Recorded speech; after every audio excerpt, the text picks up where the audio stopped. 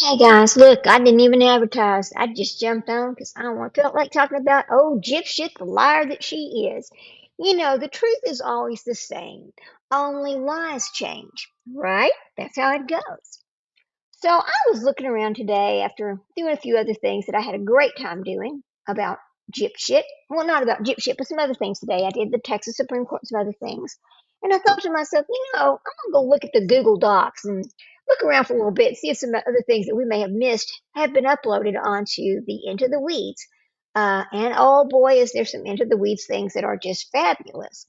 I think tonight we would just take a look back at some of the interviews of the family members while they were after she was arrested before they figured out the truth. So hang on a minute, let me check the sprinkled. I know okay. Yeah, it's okay. Look, sprinkled, take your time. It's okay. I just take your time. I know she just got home, so let me let her know that.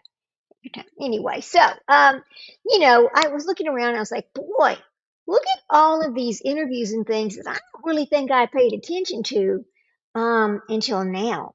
So I've also managed to be able to link this to my Twitch and to my Kick accounts. Now, I don't know much about Twitch and I don't know much about Kick, but I don't know if I'll be able to see them live, if they're making comments. I don't know if these people will be able to comment or not.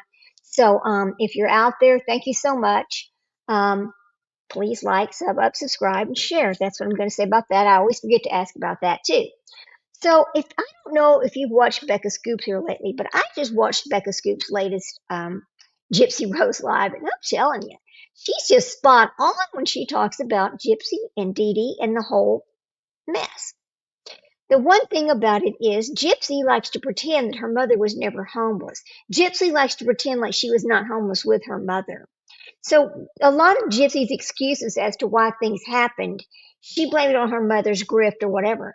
But the bottom line is, at that point in their lives, they were homeless. When they were kicked out of the Ronald McDonald house, they were in between homes. She was homeless, and so she took her there to get a place to stay until they figured out she didn't have any doctor's appointments. And then they, of course, kicked them out. So, I mean, y'all got to understand that Dee Dee was in a very horrible situation and she had this child in tow. She had little support, and after her mother passed away, she had zero support other than whatever she would get out of Gypsy's father, Mr. Rod there, and that was only after she's taken him to court or whatever. I mean, there was a period in time when he was not so good about taking care of his responsibility toward her. Now, as she aged and things settled down and everybody aged a little bit and things got a little easier and people were a little more steady about their lives and their jobs and etc., well, he did manage to get his child support paid and he did manage to help take care of her. Right. But in the younger day, in the days much earlier, no, he was not doing a good job. He certainly was not. So we're going to go back out to Into the Weeds, and I'm going to pull up. Hang on a second. This is a little police. This is Rod's police interview. Now I want you to listen to what he was saying back then, and then think about what you know now, but based on the information that's came out from all of the FOIAs. So this is going to be full credit to Into the Weeds. Here we go. Let me put up my, let me go ahead and share my screen so we can all enjoy this little bit of information. So here we go. It's just interesting to go back and look at these things, knowing what we know now. So here we go. This is, share this. Okay, and this is Into the Weeds. Here we go. Let me play this. I think you may have called a couple times. I called. You was in. Yeah. You went to Wisconsin. Yes, so you probably talked to one of our detectives. Yeah, Judy Walker. Sergeant Walker. Yeah. Sure. Yeah. So what brings you here today? Well, we came for her court hearing this morning. Yeah, I thought I might have seen you up there. And wanted to visit with her, see if we could visit with her, and sure, see what else we can do to support her. Right. Sure. We got a couple of issues with, we don't know what we're going to do with her mother's body or ashes. I'd like to be able to talk to Gypsy and see how she wants to handle that. Sure. She has family back at home that they're wondering, if they can have her ashes sent back there, or right, or if Gypsy wants to wait and have a ceremony maybe years from now, but Sure. so there's some things we kind of I want want y'all to to think about what business-wise. Yeah, sure. if she wants to have a ceremony, maybe years from now. See, Rod knew right then that Gypsy was facing jail time, that Gypsy was involved in the death of her mother. Rod knew it. That is the reason why he said, we realize this may be years from now for her to do something with her mother. Okay, we'll keep going. So just think about think about what you know now versus what we didn't know then, and the statements that he's making in this interview that clearly tells you what he did know, but we didn't know that he knew. Here we go. Man. And assist y'all in any kind of way, Okay. As far as that part of it goes, you probably have to have her sign you up for the visitation, on the visitation list. And you might also talk with maybe some of the jail administration. I don't know if they make any arrangements for a special visit for you or not. That would be these guys here. Yeah, right next door over here. Just tell me you talk to like a captain or a lieutenant or something. Yeah, well, that's what I was asking. Sergeant Hunt that was in here just a minute ago. Yeah. He's gonna pass it up. He said the Okay. captain's on vacation right now. So Yeah, and he will do that.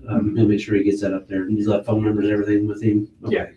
Yeah, because they'll have to be the ones to arrange all that for you. Now, if she puts you down on the visitation list, She does she know that She knows you're we're here? here. Yeah. Okay. We was able to see her really briefly this Okay, morning after gotcha. court. The judge Okay. allowed us to Good. go to that little side room. Yeah, And yeah. just say hi real quick. Okay, So, good. at least we could see Did she have quite a bit of family members that were there in the courtroom today, or her. There was 3 of us. 3 of you guys? Yeah. My sister we just went to pick her up at the airport. She when they Wasn't were able to leave make with it. us yesterday morning early. Okay. She's here now. Okay. Well, I mean, I don't know Gypsy and I didn't know Dee Dee. I mean, obviously you knew him. I mean, is there anything maybe that I don't know that I need to be aware of or anything that Did you get notes from Judy Walker? I have not yet because I've been Yeah. doing my own leads on We stuff. spoke to her pretty extensively on the phone. Okay. She spoke with my wife. And gave her most of that information. Yeah, I gave her from what I could remember, our dealings with Dee Dee, our relationship. I sent her the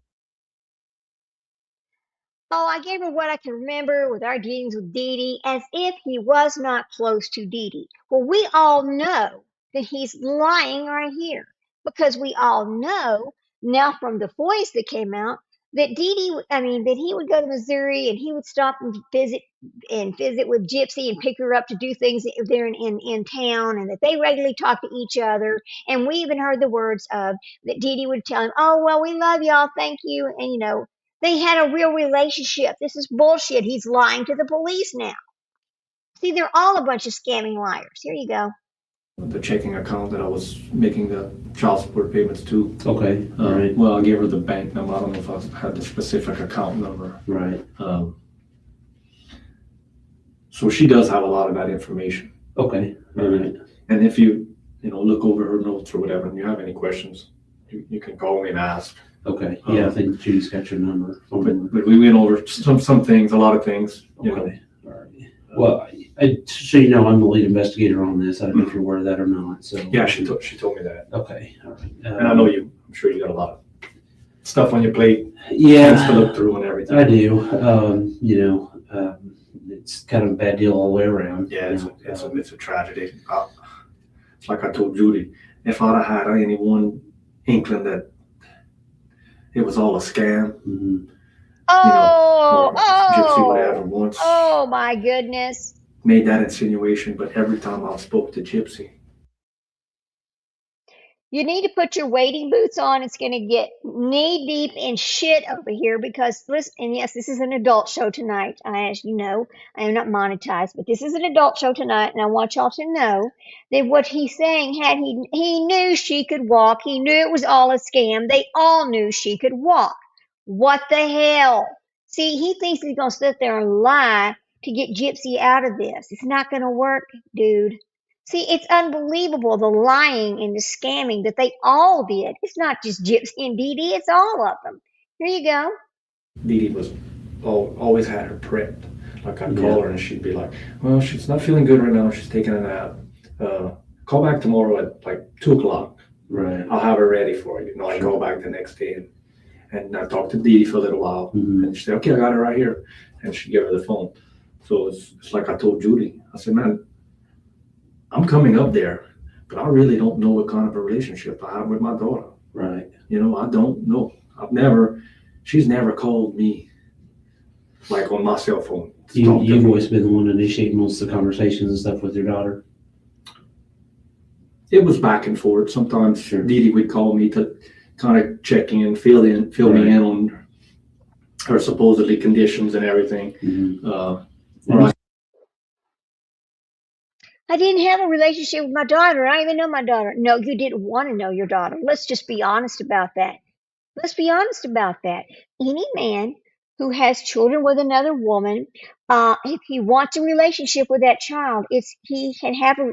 You did not make time to make a relationship with your own child. Stop lying.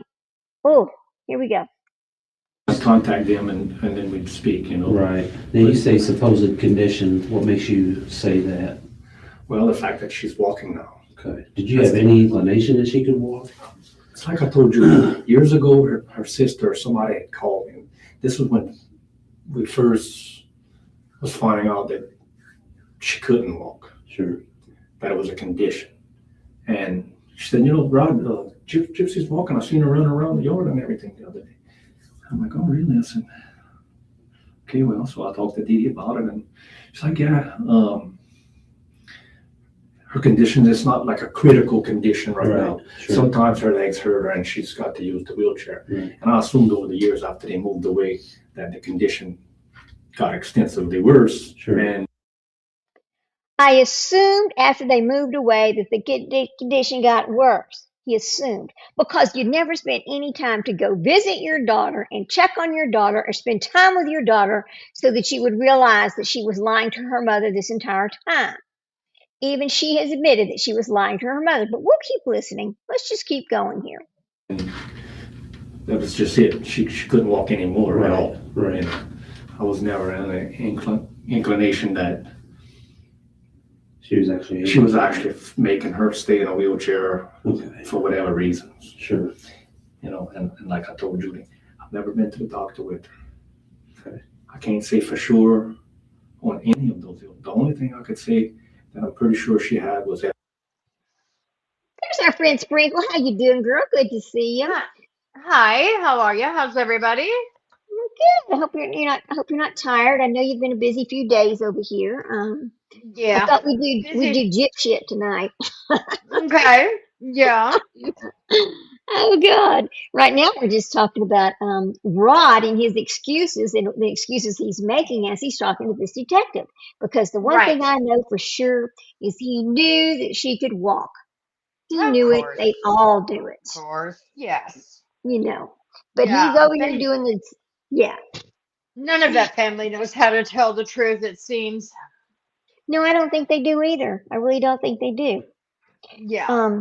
I know you've been at work today, but I'll tell you. Today I did the Texas Supreme Court live hearings.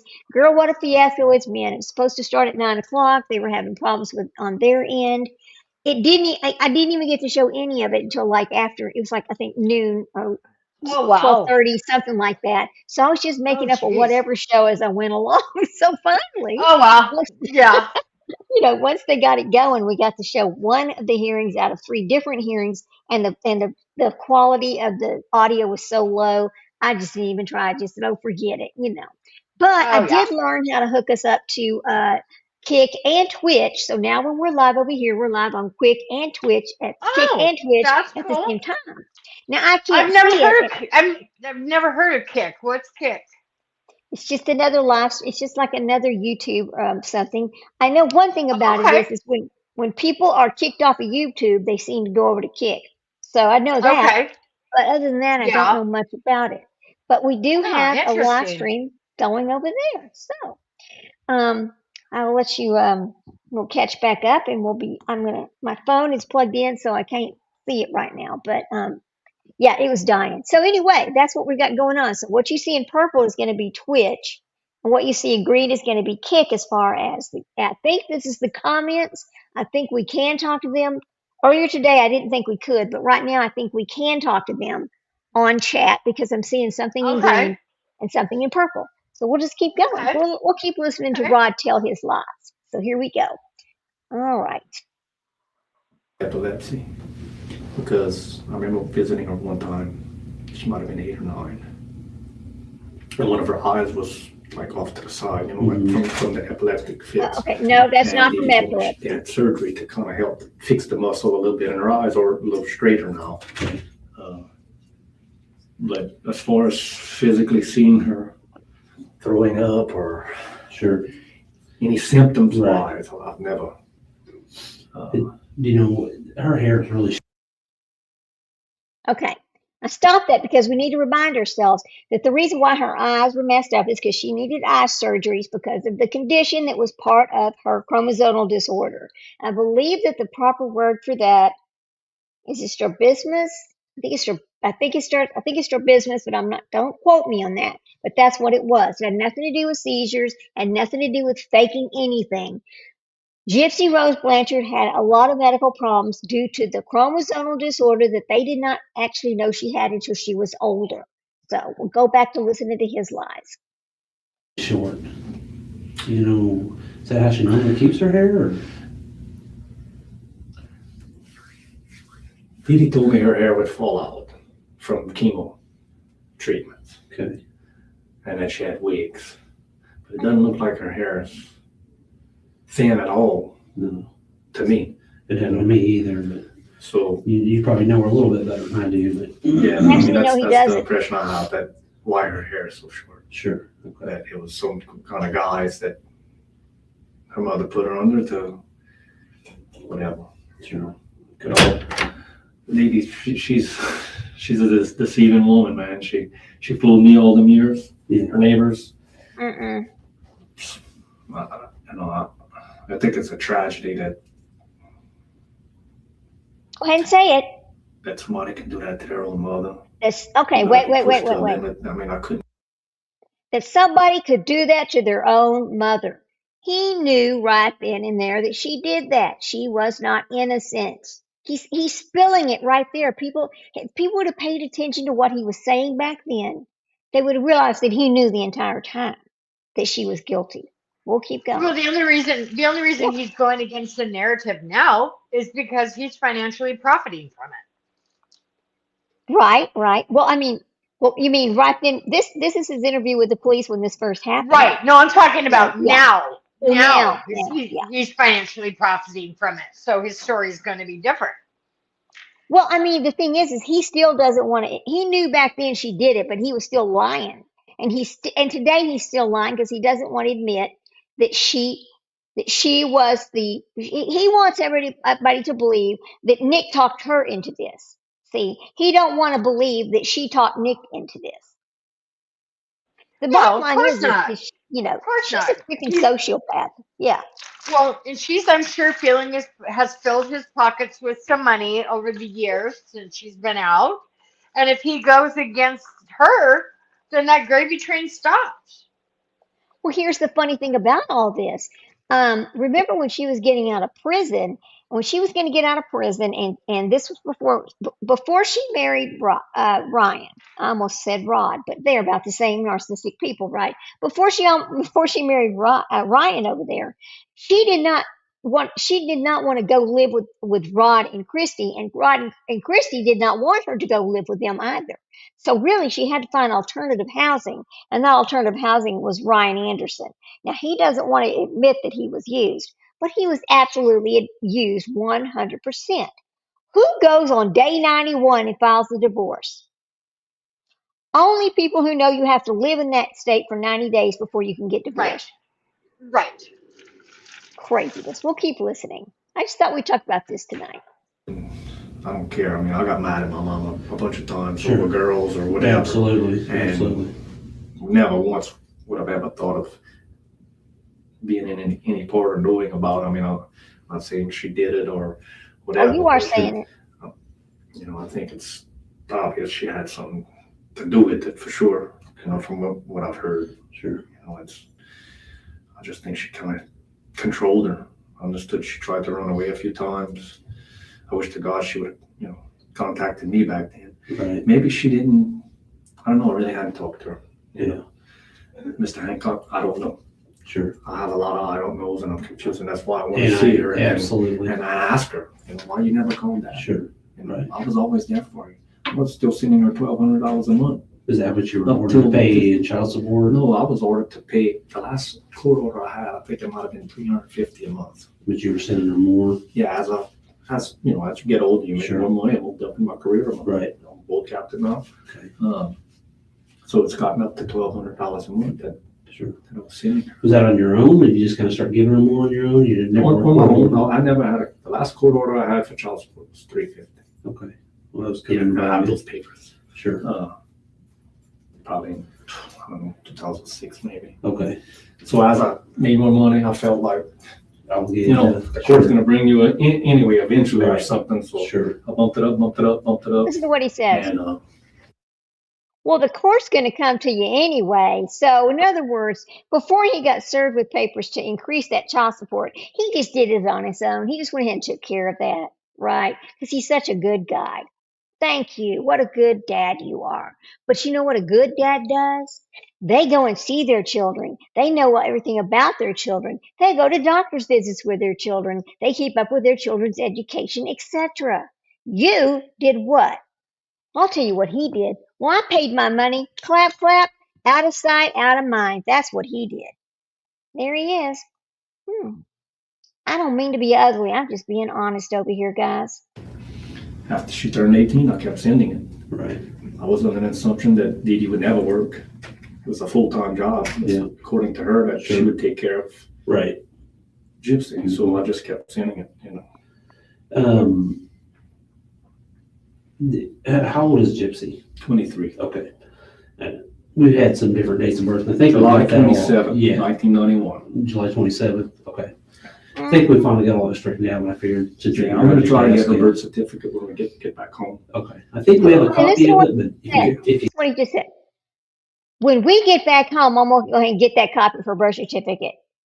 Everybody had access to get that birth certificate the whole time. So this bullshit about all records being lost and her mother changing the bullshit. Bullshit. This is so telling. Here we go. you get one and want to send me a copy, fax it to me or whatever, that'd be fine too. Okay. Original would be awesome, but Yeah. I'll leave that kind of up to you on that. Yeah, I really don't know. Have you talked to her attorney about trying to get a private visit with her, like a off-schedule visit? And when I say off-schedule, what I mean by that is basically her days that she has visitations. There's certain days that she has visitations on, and I don't know. You may have to go talk with them or even talk to her attorney or We're whatever. gonna meet with her attorney tomorrow. Okay, That it's something you might ask him Yeah. about, see if he can't set something up if you don't get anything from next year there, so. Well, you know, I mean, I'm sorry to meet you on these circumstances and, you know, it's your daughter and I understand kind of where you're coming from. I'm not in your shoes and can't fully understand, but at the same time, you know, Yeah. I've raised kids myself and know Yeah. it's, you know, you love them no matter what. I met Dee Dee at I was 17. Wow. I didn't know her true Gosh. age. I Yeah. thought she was 22. She was 24 that I Oh, just no found out. kidding? Yeah. And we dated a couple of months and she got pregnant. And I was never in love with her, Sure, between you and I or whatever. sure. And Oh, honey. Oh, honey. I was never in love with her, you know, between you and I. Buddy, you know this is being recorded.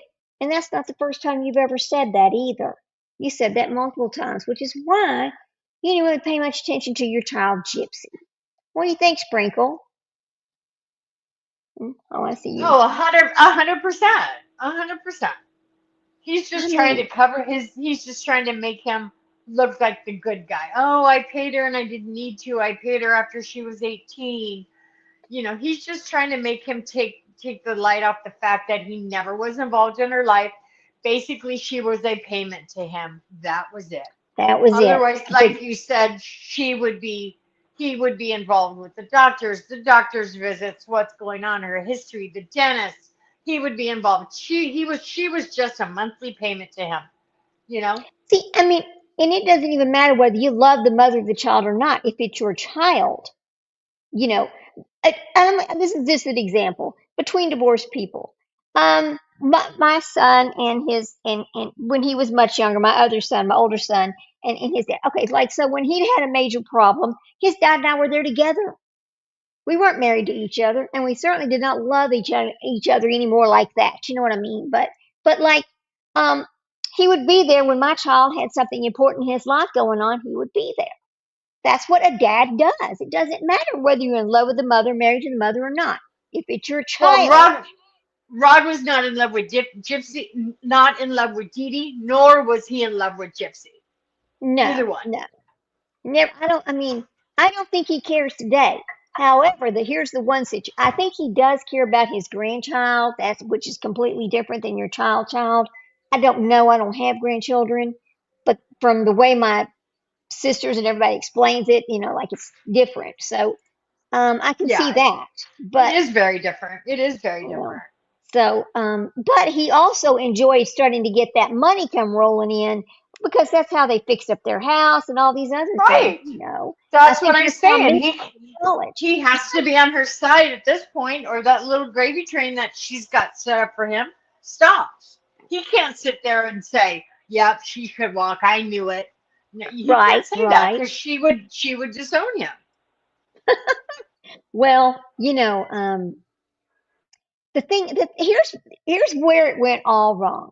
If Gypsy would have came out of prison and went home and shut the freak up and just learned how to be a normal person, just learned and started going to school or something to better herself instead of coming out there being sold to everybody. And I'm going to blame the Blanchards. I'm going to blame her. I'm going to blame a lot of people for her coming out of prison and just being a cash cow for all of them without her ever learning how to live a real life. They created the monster that she is today. It started with her mother and it ends with them. So we'll keep listening. Absolutely. I'm from the South where Christians Yeah. do the right thing, Sure. Do And that's they? why I was raised, and I said, Right. we need to get married. Sure. I gave it a good effort. When Right. I turned 18, my 18th birthday, I said, man, look, this But he ain't gave right. it a good You effort. know, I'll never make them happy. I'll never be happy. Oh, for a whole 3.5 So I months. left. Oh, he did a That's hell of a right. job. First 4 He did a hell of a job, giving it his best effort for 3 months. Waking For up those whole 18 years old. 12 weeks, boy, you just really gave it the best effort you could. I'm telling you, boy, if that's not an excuse, I don't know what else. I don't know what is. I mean, Hmm. had to sit there and say these things. I That's wonder if he. embarrassing. That's It is. Oh, embarrassing. you got to ask yourself, has he went back and listened to any of this? Because I hope he has. To realize, oh my God, what do I sound like? Probably not. You're right, probably not. Here we go. 5, 6, 7 years, Dee Dee kept it from me, like, No. made her scared of me. Hmm. I visited her at about 2 years old, and when we got there, Gypsy was shaking. I'm like, man, what are you telling her? And they moved with her father. That didn't go good. After her mom died, I'm not sure. After Dee Dee's mom died. After Dee Dee's mom died, they moved with Gypsy's, Dee Dee's father and his wife. And that relationship, I don't know. My wife says that she tried poisoning the mother-in-law and because she was sick. Okay, now She was wait a there, minute, Dee wait Dee a left, and minute. she got Yeah, I the heard house. something this about straight. that. They ended That what he just said is exactly right. Christy started that rumor about Dee Dee trying to. Dee Dee did not do that. That is not true. That is something that was started by Christy herself. So, little tidbit on that for you. up like moving away and disowning her own family, much less getting away from me. Sure. Like I was a big threat. Can I ask you something based on that? Oh, really? Be honest with you. Let me tell you something. When your ex-wife and your child are homeless and they're living in their car or they're living in the Ronald McDonald house because they've got no place to go because you're giving her $200 a month or whatever, and she's having to take you to court in order to even get that, plus pay back some back hospital bills. Is she running away from you? No. She's going where she knows she can get some help. She moved to Slidell to get into some housing because that's where they had openings for people like her to get housing because she did not have a job and she could not afford to pay rent and she could not live in a car with a young child like that. Let's get real about it because that's the damn truth about it. Ugh. If you don't have to tell me, but I appreciate some honesty here. there was rumor that apparently you were abusive to them. I mean, did you and Dee Dee ever fight and get into a physical of any kind? Have any police records or anything of that Absolutely nature? not. Okay. Never, All ever. right. Never. We never like physically got in each other's face and argued. Sure. Just After, regular I arguments. mean, how many fights can you have when you're just dating somebody in 3 Right. months? Sure. It was together 3, maybe 6 months that we were together. Okay. After I left, we never got back together. Sure. She did come stay with me and my mom for a few days because she didn't have any other place to go. Right. How about Go that? there until she found something. Okay. And then she moved away. She moved away and kept her away. We had made a couple of trips that we had planned to go to Disney. Mm-hmm. Right before the trip, nothing. 2 years ago, we went to Tennessee, my wife and my other daughter. Mm. We're gonna make a triangle. Tennessee, come see Dee Dee and Gypsy, and we go home. The whole week before, the whole time we was on vacation, called. Never answered, talked to her a week later or something. And you know what happened? Yeah. Oh, Gypsy got sick, we had to go stay at the hospital. That's not true either. Let me tell you what really happened over there. Dee Dee thought that they were going to come pick Gypsy up and take her on vacation with them. But then when she found out, no, they were just going to come through there. They were going to swing through there on that triangle trip and just take her to do a couple of things. But they weren't going to take her with them on vacation. It's too much trouble, right? Too much trouble. So he's sitting there lying to the cops right there. Oh my God. Let's keep going. For a week or something. Yeah. So it's- They used to live in Louisiana, obviously, right? So how'd they get to Missouri? It was after Katrina. They got relocated. Okay. We didn't hear that from them probably 3 or 4 months after Katrina. Wow. We were worried. Sure. They Well, yeah. I believe they was living in somewhere around Mandeville, maybe, Okay. which is close to where Katrina, the eye pass and everything. I imagine they evacuated before the storm. Sure. But that's what happened. Some kind of way, maybe Blue Cross brought her or something. Sure. Okay. We were wondering about if that was actually true or not. Yeah, it was true. That was the Okay. time frame. That's And that was back in when, do you know? Remember? How can you No, forget It's long ago. I Katrina? don't remember when Katrina actually hit down there. yeah. I'd have to look it up. That's fine. Well, obviously you were in court this morning and Mhm. kind of, I want you to think about this. A major storm is coming through like this. You know that your family members are living where the eye is going to pass through or close to it. Do you make sure that they have a safe place to go, or are you just out of sight, out of mind? Which one are you going to choose? Myself, I'm going to go make sure that my child, even if it's with me, has some place to be instead of, oh, I don't know, whatever. You see, I mean, this is the most ridiculous. Oh God. heard. So, come July, there's going to be a preliminary hearing. So Yeah, I'll go. you I'll going to back be here for for that. that? Okay. All right. And the trial, I imagine the trial, it's not going to be 2 weeks after that. No, I wouldn't think so, but you never know. And then, that stuff can extend for a long time too. So, well, anything else that you think would be important or? I don't know, it's just so much crap right now. It's hard to take a lot in. It's hard to pinpoint any particular Sure. point that would make a difference in any way. I mean, Right. Oh, you bet. there's a lot of stuff out there on the internet that some of it's true, I guess.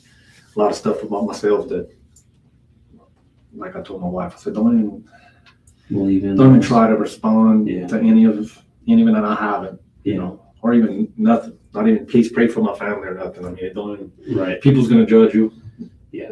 I mean, I could have.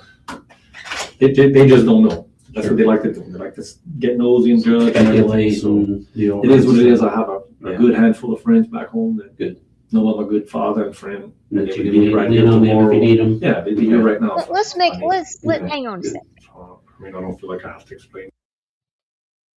I have a group of friends back home that I'm a good father and a good friend. You can just ask them. Yes, you are to the family in front of you and the kids that live in your home every day that you have been raising. Yes, you are to those people, but not to your out of sight, out of mind family. Okay? The money that where you just pay your money and just go on with it. Let me go ahead and I'm going to go ahead and read our fair use disclaimer really right quickly. Let's get this on out of the way. I know I haven't done it yet and I need to.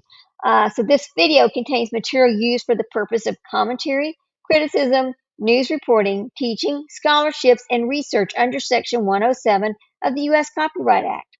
All video clips, images, documents, and audio referenced in this content are used in a transformative manner to provide legal analysis, commentary, and educational discussion regarding true crime cases, court proceedings, and criminal appeals. The content presented is not intended to replace the original sources, but to analyze and discuss the events and legal issues involved. This channel does not claim ownership of the third-party materials that may appear in this video. All rights remain with the respective copyrighted holders. The use of these materials is believed to constitute fair use because the content is transformative, adds commentary, analysis, and is presented for educational and informational purposes only. Got that out of the way. There's our fair use disclaimer. All right. We'll let Rod finish telling his little part of the story, and then we'll move on to the next thing. Myself to anybody. Right, absolutely. It's a tragedy that, it's just a tragedy. Yeah, it That is. something could lead to that. Yeah, it is. There's a lot of stuff out there. So, well, I appreciate you coming in. I don't know if anything else I can think of that. Let me talk to Sergeant Hunt real quick and make sure he hasn't gotten anything else from you or anything like that. So I'll be right back with you. Appreciate you spending time and everything. If he says anything.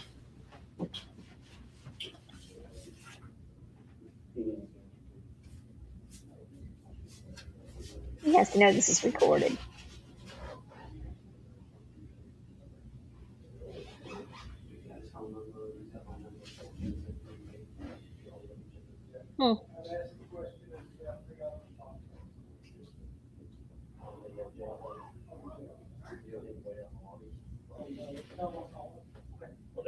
I mean, I honestly can't imagine sitting there like that. All right, and come on out here. He's notified the jail staff, so just whenever they get in touch with him, he'll be in touch with you. All right, so that is the end of that. So, next thing we're going to look at over here with these interviews. Let's see, who is this? Let me pull this one up and let me see who this one is. This, now let me ask you, let me say something about this. Okay, we're going to show this video. I don't know who this is, but this is from Into the Weeds, and this is from the Nick and Gypsy file, from the this jail information that they received in this case when they did their FOIAs. I don't know if this is a jail cellmate of Nick's. I don't know who this person is and why he's speaking, but we're going to listen to it really quick. I have not seen it before, so I really can't comment about who he is. So let's go. All right. Yeah, call Billy Lutz, whatever you want to be called. Just want to step on up here for me. Oh, there's a name out of handcuffs. That's nice. Billy, I'm Detective Hancock. I'm with the Greene County Sheriff's Office. I've gotten word from another inmate that you wanted to speak to me about something, so I'm just bringing you down to see what you want to talk to me about today. We're going to have a seat right there. Got idea what this is about? Well, kind of maybe. Carefully. I'm pretty sure I do. Okay. Goldie John. Okay. Yeah, that's what they were telling me. I always tell everybody straight up front, and I'm honest with them right off the bat, okay? I can't do anything for your case. Can't make any promises. Can't give you anything. That's just typical things. And, my hands have nothing to do with your case. Right. So with that in mind, are you still willing to talk to me about what Mr. Goody John? Yeah, I don't mind. Okay. All right. And you're not being pressured, bribed, anything like that to talk to me about this or anything, are you? No, but I know that the day they locked Goldie John up, me and another inmate were talking to Officer Cumbie or Babs, Babs. Officer Babs, and Let me back you up, Bruce, real quick. When you say locked up, are you talking about here? So apparently this is somebody that was in jail with Nick, and he's going to be doing a little talking, because the one thing that informants from a jail like to talk about is to get in front of a detective to try to get a deal some way. Well, if I talk about this, can't you get me a better deal? Now, he's telling him up front, okay, I can't make any deals for you because your case has nothing to do with this case, blah, blah, blah. But don't you think that maybe that a little bit of better something will come along for him? Let's see what he has to say. This is In interesting. Greene Yeah, County well, Jail? just last week they come and Oh, took him to APOD took probably. him to I APOD. cannot Okay, get I just it. want to make sure that I understood that correctly. The other day they come to take him to APOD. Okay, I was talking to Officer Babb about some conversations I had with him earlier. Mhm. Well, there's another inmate up there. He's a federal inmate named Parker. He's a black guy. okay, He has run around that pod and told everybody that he heard me and the trustee snitching on okay, Goldie John. all right, And he's just constantly trying to stir up trouble. okay, Now, I know you can't do nothing for my case or nothing, but even when we go back up there now, Mhm. Hang on a second. Hang on. He's told everybody that we were snitching on Goldie John. There's nothing to snitch on Goldie John for because he was honest and just spilled it all right there. So this is kind of pathetic and ridiculous, dude. Really? But we'll listen anyway. Here we go. and just as soon as Mays come back, Parker started in. What's he doing? Is he running his mouth? Making Yes, threats? he's starting trying to stir up trouble, saying that we snitched on Goldie John and was one that told him he was leaving kites out there for his little girlfriend. His co-defendant? Yeah, his co-defendant, and he's just he's really stirring up shit. Do you think you need any PC protection or anything? Well, that's where I'm at. Oh, you are? That's where we are. We're up in a Oh, PC unit. so even right he's now. up there in PC Yeah, too? he's up there in the PC unit, And he's still running his mouth? and he's running his mouth. He's Okay. just, the other day. Now I'll get back to Sure, that's fine. this other incident, but the other day he poured water on another federal inmate's bed and just harassed the inmate to a point where the inmate finally threatened him. Well, unfortunately, he threatened him in front of the guard, so he's the one that got took to APOD. Yeah, But this Parker is a shit disturber, okay, and he's trying to stir up all kinds of shit okay, behind this Goldie John incident. And if anybody needs to be moved, it's him. okay, He's cheeking his meds, he's selling them. okay. He's got stolen radio. He's not a PC inmate. Okay, so there's some violations that he's got that he could be Yeah. charged. Okay. Yeah, And what did you say his last name was Parker? his last name is Parker, and he's a little colored fella. Do you know what his first name is?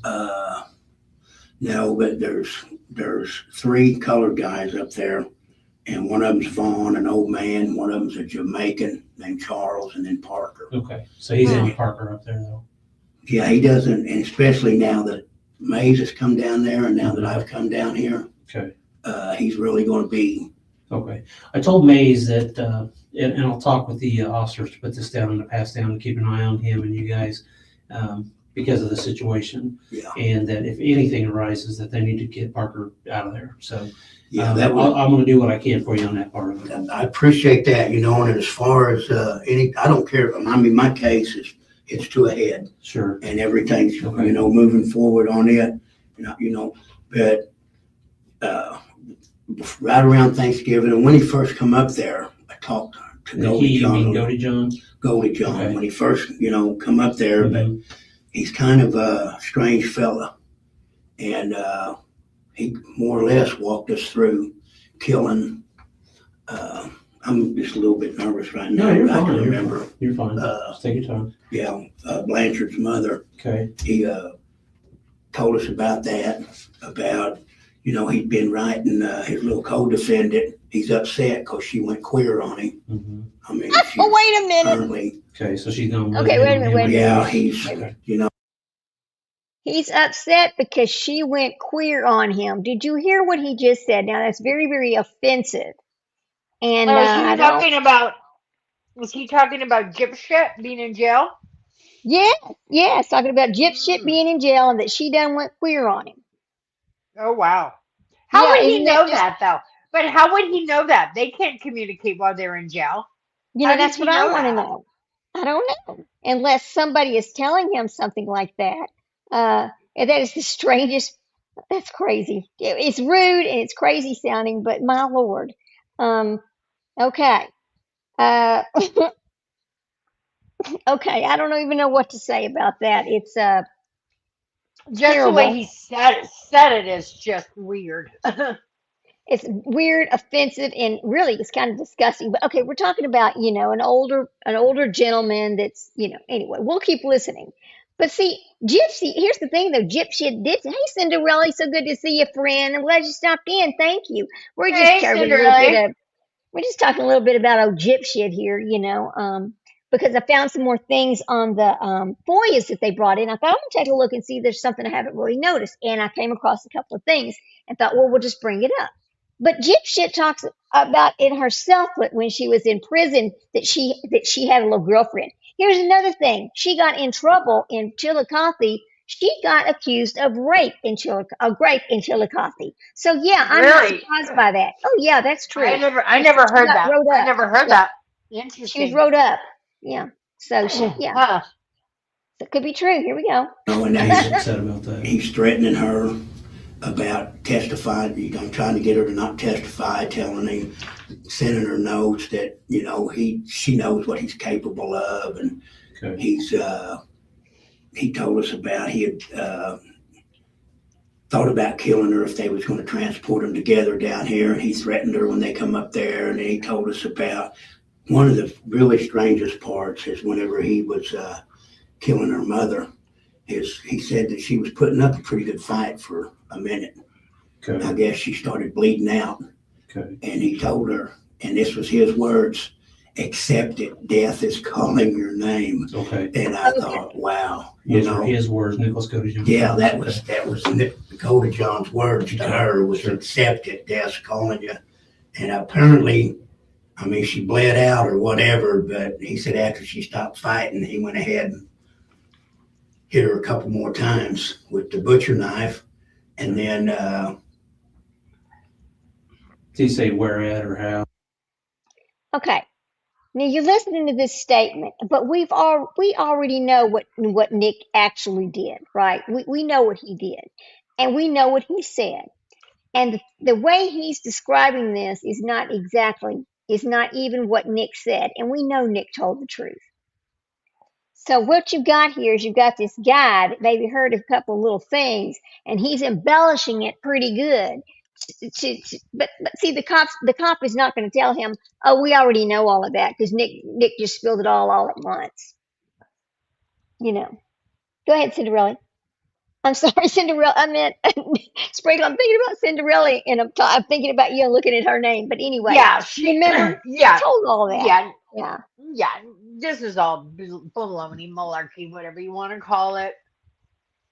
Yeah, I think this guy's just trying to position himself into something or to get the other guy Hmm. moved. Not sure which one. We'll keep listening. No. no, you know what? He probably did, but I was just kind of, Probably blown away a little bit about what he was telling well, you. yeah, and I kept taking, I'd Mhm. just take a step away and come back and listen again and take a step. And I just thought, I've been through this before right here. Mhm. And I knew the way he was up there telling me, Mays, a couple other people Mhm. that it was going to come to this. Because I'm sure you've done your homework. In 2006 or 5, Daryl Tipton told me about killing Cindy Coop Trent here in Springfield. Mhm. And then he Oh, described the murder weapon to he's me, told on which was somebody very else unique. before. And the Sure. law enforcement never disclosed how she died, what it was. So when I relayed that to them, Mhm. they knew that I was telling the truth. Right. And, that's the reason I'm in PC now, Okay. is because Sure. newspaper article. Put your name out there. Yes, Yeah. I mean, Rick called me a jailhouse rat. Gosh. The You know. newspaper. Well, you name? are a Yes. jailhouse Wow. rat. And Daryl, not Daryl Moore, but Dan Patterson was Daryl Moore's chief assistant, Mhm. and he was prosecuting it. And, I got a lot of faith in Dan, Mr. Patterson, because he told me that, I had to testify in the preliminary Right. and the trial. The trial. Yeah. Yeah, and as soon as Judge Bacon heard my testimony, because he knew me, he Yeah. just right there stopped it and bound him over. And then my testimony was the most crucial in the trial, I was told. But Patterson's unit got called up, Mhm. so Russ Mhm. Dempsey had to take over. Gotcha. And when the night before the trial, when Russ Dempsey and Mark Deeds come to see me before my testimony, I don't have a very good relationship with Mark Deeds. Okay. And Okay. I believe that he was behind that newspaper article. He had went to Dirk Vanderhart, the news leader, and I believe honestly coerced him because I gave Mark Deeds a hard time. I mean, I'm CI for a lot of years for Mark Webb and them. I don't want. And I just recently spent hours and hours and hours in this room right here with the FBI and Treasury agents. I'm talking probably close to a lot of hours. I'm sure you know about that. You've done your homework. I know. But So basically what you're important. telling me, and not to put words in your mouth, but you tell me if I'm wrong. Basically, you're telling me that you're a reliable witness. oh yeah, I wouldn't. Yeah, I've got a 20-year relationship with officers of SPD, and we could get on the phone right now. Do you hear what he's saying? Well, he's a snitch and he's an informant. He's got a 20-year relationship with those police officers. He is reliable, even though he's in jail. We don't know what he's in jail for. But, 20 years of being an informant, is that what you're telling us, mister? Is that what is he's so important. He's so important. This is kind of funny. We're going to have to listen to it. Now, So, and I can call over there Todd King, Darren Wilkins, head of the drug unit, Sergeant that run Comet. I'm kind of nervous right now, but I've worked for Comet. I've worked for Joy, branch of the ATF, and I don't lie to you guys. I don't, I appreciate that. But that's what I what- lie to you about every day. well, yeah, that's cops and robbers shit. But the point I'm trying to make is that I'm not asking you to do nothing for me here. And that's why I always say right up front. I'm a criminal.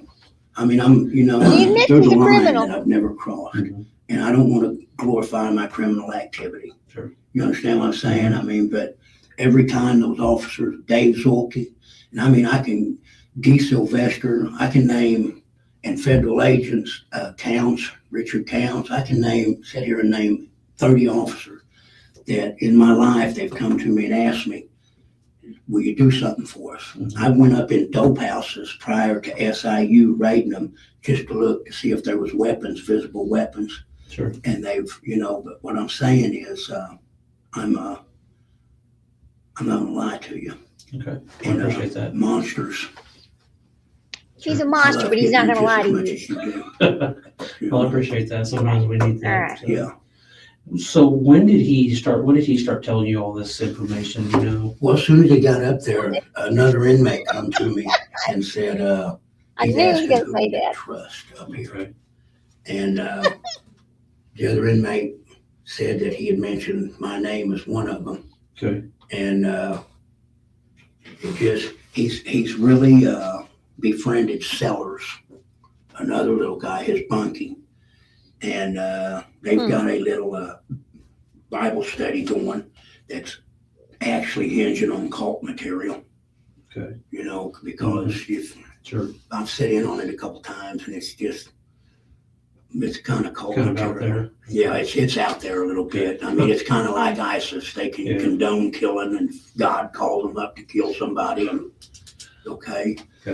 But he's really he talked about Gypsy wanted to keep the weapon as a souvenir that Okay. her mother, and he also when he'd come down here to visit her before. And then went home and come back. But he told us that when he had first met her, he'd been over backwards to try to get Gypsy's mom to like him. And he had made up his mind when they first met that he was going to kill the bitch. Okay. His words. That's not He knew He true. was going to kill her, and he had already. Good Lord. And then the day he killed her, he claims that Gypsy gave him the knife and the gloves, and he told her to wait right here. Okay. And he went in and got on her. And like I said, he said she was fighting a little bit and putting up a pretty good fight. Okay. And he told her what I told you about Yeah. just accept it. Make sure the death's calling at your door or whatever. Yeah, call Wow. her name. And I mean, Okay. and this is what he was saying when he was stabbing her. yeah, Okay. was fighting with her, told her to just accept it. Did he ever tell you where Gypsy was at while he was doing that? He may have. because he's told the story Okay. a couple times up there. You know, I mean, it's just like you guys, even on prison yards, somebody tells you a story and you listen to it the second time, you see, I mean, you see if it changes, you know, if it's bullshitting or not. But Do you think his stories were consistent? yeah, it's pretty consistent. It's pretty, because I know that, you know, I've talked to Taylor about it, and I've talked, you know, and you know, he's pretty, Is he pretty open about what he's talking about? I mean, is he there's a cautious couple about people, what he's he reading? doesn't really know, but he'll engage in a conversation, you know. So he never said where Gypsy was at when he was doing that? No, he didn't. He may, you may have, I really didn't pay any attention. Did he ever say anything to you or that you overheard come out of his mouth? Where they got the knife at or anything like that? No. Okay. No. Did he ever say what they did with the knife?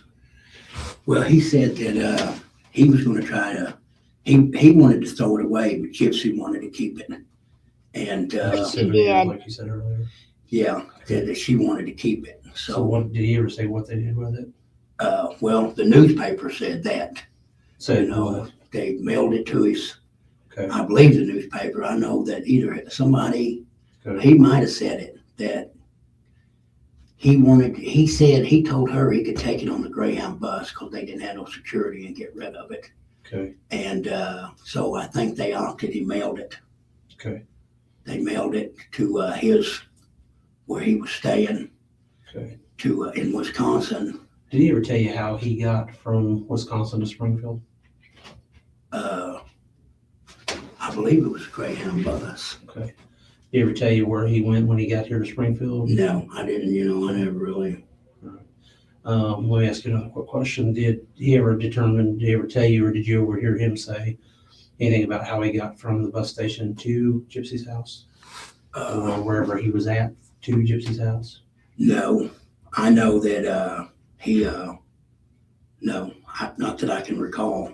I mean, it may come, no, not that I can recall. Okay. But I do know he was writing in the mirror.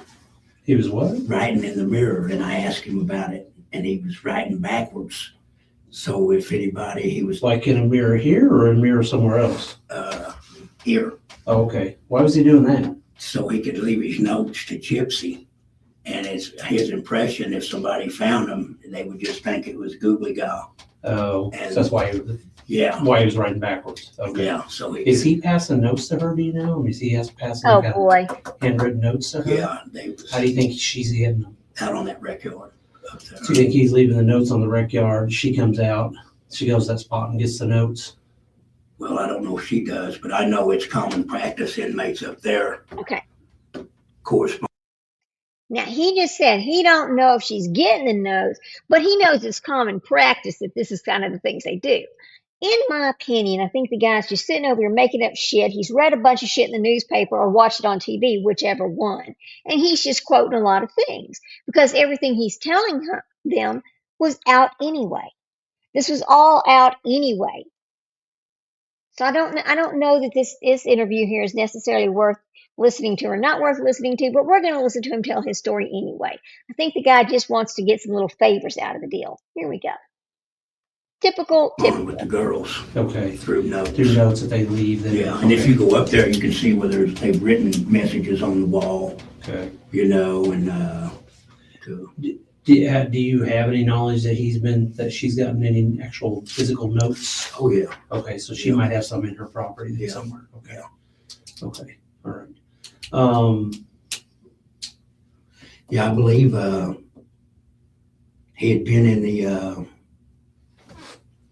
I don't know, habit, or he'd been threatening her.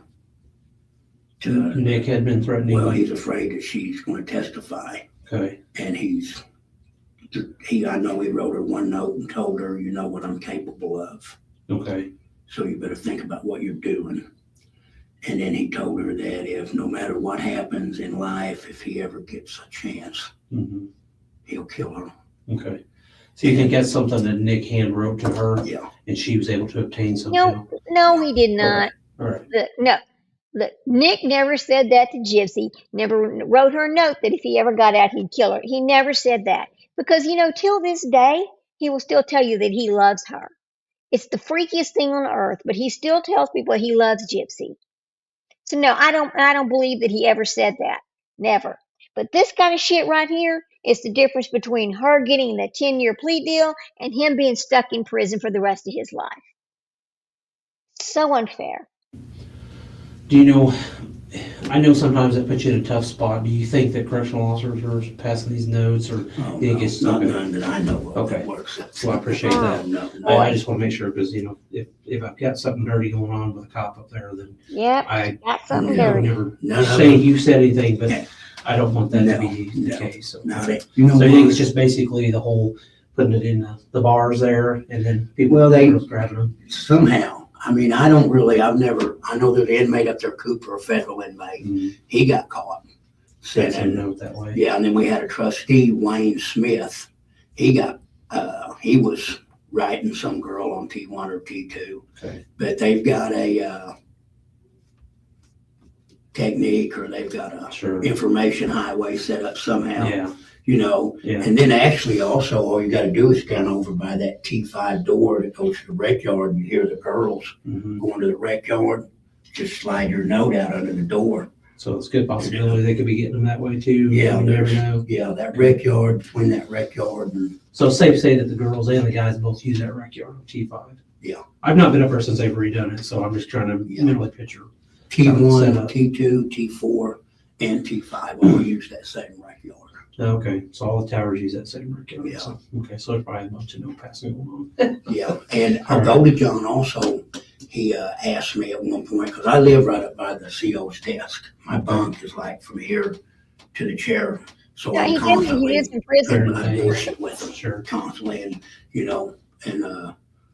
but he was asking about that rec yard. There's a door Mm-hmm. that goes to the roof, Mm-hmm.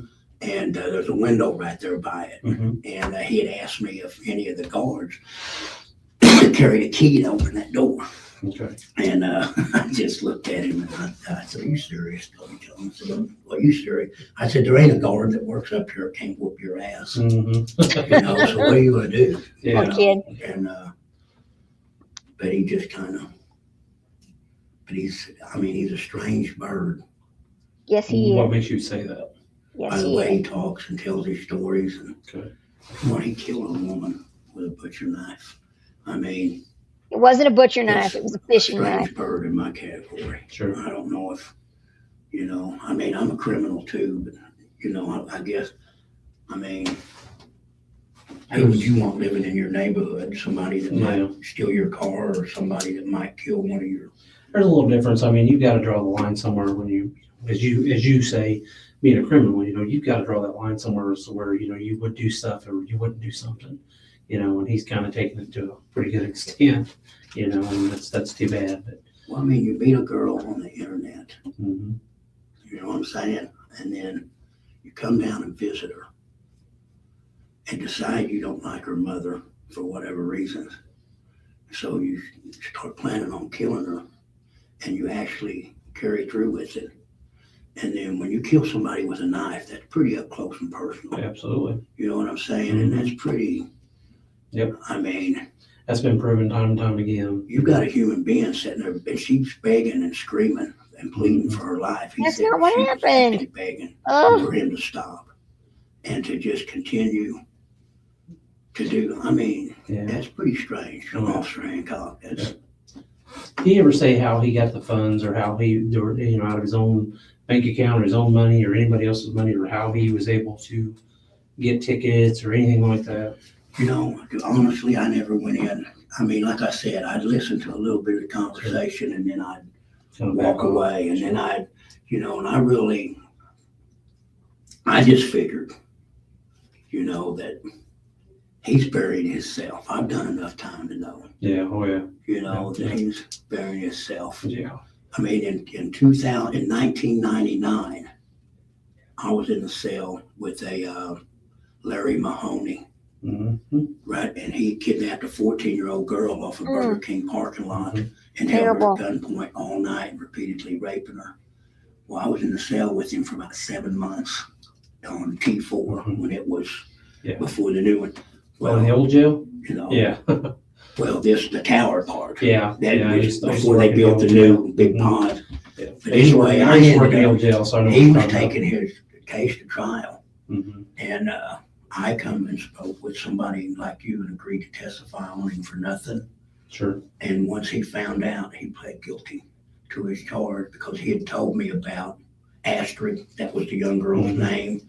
You know, how his son lured her down to Burger King or his stepson, and they took her out and they was gonna, and he took her back to the house and made her clean herself up. And so the DNA and all that, well, I agreed to testify. And they actually brought me back from DOC. Do you see how important he's made himself? Listen to what he's having to say. He is so important. The guy was so afraid because he told him all this stuff. He just went ahead and pled guilty. As if this man right here is so powerful that he causes these criminals to just go ahead and plead guilty because he knows when he tells on them that they're going to go down anyway. This person isn't okay. What we have is one sociopath to another here when we've got Nick Godejohn talking to this little fellow over here in prison or in the jail over there. Everybody in jail is mentally ill. You got to stop and think about this. They're narcissists, they're sociopaths, they're psychopaths, every single one of them. All of them. Good God. It's funny. It's almost comical. And waiting for the testimony, he pled out. And something really weird had happened. I know this is just really, I guess, whatever, but when I come back from DOC to testify on that, there was a guy named William Kirk. And did you ever know a Captain Hall that worked for Greene County, Mark Hall? Yeah. Well, he is just name dropping. Yep, sure did. Well, this guy approached me and wanted to have his wife killed. So I got in contact with Mark Webb, SPD. Mark got in contact with Mark Hall. So Mark Hall told me, he said, this is what I need you to do, get him to write something out. But anyway, I went back up there and did it, and they actually got the guy. Is this the guy that lived in Willard? Or over by Willard somewhere? I don't know where. I think he lived on Plain. He was an older guy, and he got a gun and tried to shoot his wife. No, it's not the same. And his wife run out of the house. And this was in like 2000 or this was in 2000 when I come back, or 2001. And is when this happened. But it's just really, just this last year in jail, Richard Gregg was a banker and a big businessman here in Springfield. He embezzled money out of his banks. Well, he actually had his son come to my house and give me $1,000 cash to hire a member of the Hells Angels to kill Alicia Campbell, an IRS agent. The FBI know about it. I've been. This guy in Ozark? Yeah, he was in Ozark, And I remember that case. I guess, as far as I know, the case is still moving He's forward. got all the because they information. recorded phone conversations. Yeah. But I know that there was another inmate, Jesse Yance, was here. He come down here and apparently got to lying to him, the FBI, and they're not too happy about that. Yeah, that's not good when you lie. No. You know that. Yeah. You got Memphis affiliation with the Hells Angels somehow? No, you know what? Not Scout subject. Actually, I sailed when in 1993, I was in Rochester, Minnesota Federal Prison, and my bunkie was Lamont Kress. He's been everywhere. Omaha chapter president of the Hells Angels. And I used to spend hours at night, and he would tell me all about their club. And they actually have a religious belief. And they actually, I tell a story now that I have a brother-in-law that's a 31-year member of the Omaha Hells, and it kind of gets you in. Criminals find. Well, Pops, Lamont died, so nobody can really, I can throw his name out there, and I can actually conversate things about the club that you'd have to be really close to know about. Right. Like Sonny Barger. Boy, He is just so important. I'm telling you, this guy just knows everything. I'm sure this cop is sitting there going, he's just listening to him. I don't know why he's listening to him because I would have already said, dude, I'm taking you back to your cell. You're just talking to be talking now. I think the guy just wanted to get out of his cell and talk to somebody. So, Oh yeah. he went in there to start rattling off all this bullshit, which has nothing to do with this case. And it's crazy. The guy sounds crazy, to be honest with you.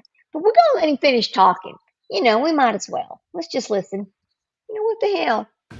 Everybody thinks he was the national president of the Hells Angels. He wasn't. Mhm. He was the president of the Oakland chapter and the founder, him and others. Yeah. But the Hells Angels don't have a national president. Right. Each club, This club has a president. that's what keeps the RICO Act. But anyway, I How told about this that? banker that my brother-in-law was a 31-year member and his name was Tony Mann and blah, blah.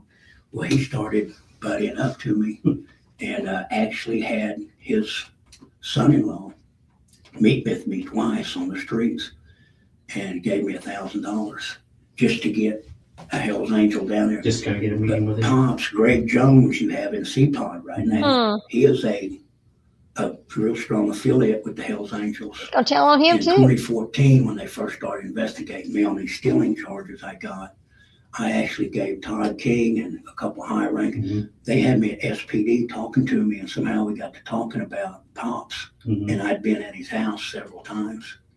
And so some other suits come in, and I gave them a lot of information on him. And I've even told Tammy Dickinson, the U.S. attorney for Southwest Missouri, that I Mhm. testify as to what I knew about him. Hmm. Because there's a couple business owners here in Springfield that I don't know if they know Yeah. was laundering money for, see, the Hells Angels are coming in. The Galloping Goose and Midwest Drifters, Yep. they're getting ready to move on. Yeah. And the Hells Angels You are don't see going, very many of them anymore around here. the Hells Angels are in the middle of not ousting them because Yeah. they're co-defendants. I mean, Yeah. you know what I'm saying? But that's all. You guys pretty much got a line on that, man. Mhm. Well, I think he started talking to is him there now. anything else that comes to mind that he might have said that might have just kind of stood out to you or anything of that nature?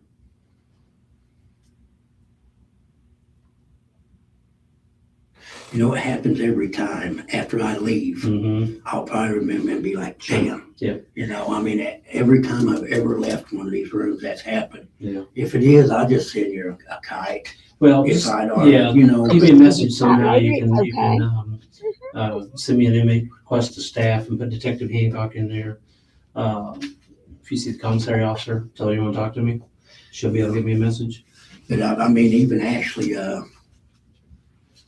if it would help you, but as far as anything in that courtroom, man, that newspaper's got me so gun shy. No, I totally understand that. Oh, I And see. Which brings me to a statement, right? Written out statement. Oh no, he don't want to write you no statement. Or do you want to do that? It doesn't, you know, I can and I will. Okay. You know, whatever it takes to help you. I'm leaving that ball in your court, and you tell me what you want to do because Mhm. I'm not going to pressure you. I'm not going to tell you I want you to or need you to. That's something you have to make a decision on. Right. And my next question is he going to ever be back up there around us? You know, because as soon as he is, Parker is going to tell him, you know, that Yeah. me and Mays was, kind of yeah, it's just, I'm telling you, it's all it's going to turn into is a bucket of shit up there. Yeah. Let me talk with the I forget what they call them over there, the housing guys, the classification people, Yeah, that's Lieutenant Howell runs that up and there. let them know, and I'll express your concerns to her and say, hey, here's my concerns, here's their concerns, and then hopefully that can keep you guys separated. And I would assume that they probably would, considering the nature of everything. Yeah, I mean, other than that, by all means, I can write you a statement. Oh, new pod boss over here. I guess he's been authorized to act on behalf of everybody in the pod there to get this one guy out. So the best way to get this guy out is go in there and talk all this shit to this detective here. But once that he does that, and other people figure out that he's the one that went in there and was the pod boss, well, then the guy's going to beat his ass, right? I guess that's what's going on here. I don't know. I've never been to jail. I don't really know anything about jail. But it just seems so strange that the whole conversation, and he goes right back to, you're going to get that guy out of there or what? Because that's really what this whole Yeah. thing is about.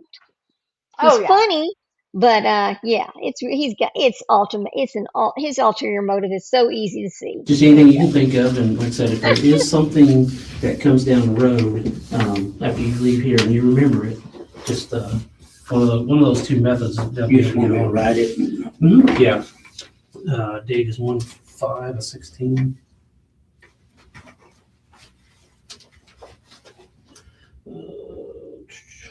Sure. 1:25 p.m. Location 1010 North Boonville. Location, sheriff's office. 1010 North Boonville. Just put that.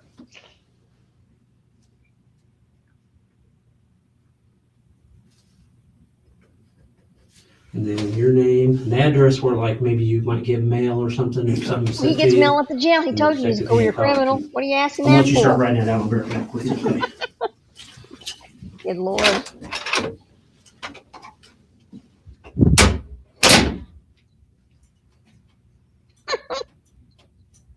Oh my God. Just a little bit funny. Let me speed it up and see. Let me see if I can get past him just sitting there writing. Let me see. Get over here to where the guy comes back in. Oh, he writes for a long time, huh? He's done writing. Okay, the guy comes back in. Now that you mentioned it, Now that you did mentioned say it, that she gave him some gloves and a knife, Yeah, you told me that part. and that I don't know if there was anything else or want me to sign anything. it? Yes, if that's true and accurate to your statement. No, it's up there and up there. Yeah, it's both spots. Yeah, I don't know if anything else was said as far as that goes. You know, there was a lot, man. Like I Yeah. said, I would just, I'll tell you who was just really close to him. Mhm. And that was our trustee was really Myers? Mays or Taylor, and Taylor Mays, is that? yeah. Taylor. and another one Sellers. His Sellers? monkey was really. Think Sellers would talk to me? I think you'd be more apt to not talk. I don't know because I had no idea. Okay. I know he's part of their little cult. Yeah. Taylor said part of their little cult. Taylor wanted to talk to me, and then he said you want to talk to me. So I mean, that's obviously why I got you too. But yeah, so it's Well, I know the day he got locked up, that Goldie John got locked up.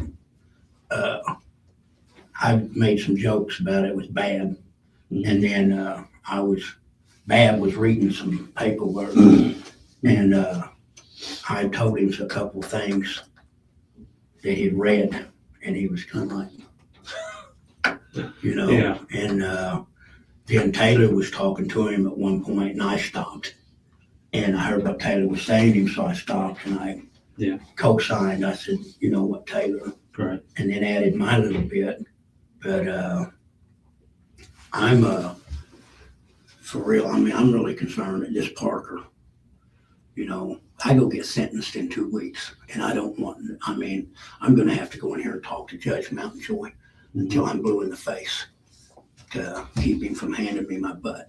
Okay. Which I'm confident that it's not going to be as bad. So you don't want anything showing that you were in the jail? Well, I don't want anything that I was in Sure. any kind of, altercation, and he really, Parker really pushes it to the limit to where, I mean, we even had an officer up there about a week or so ago, put him on a 24-hour bunk restriction because we don't have cells up there. Mm-hmm. And he just flagrantly thumbed his nose at it. And it was a brand new officer. Yeah. And the officer really didn't know how to handle it, and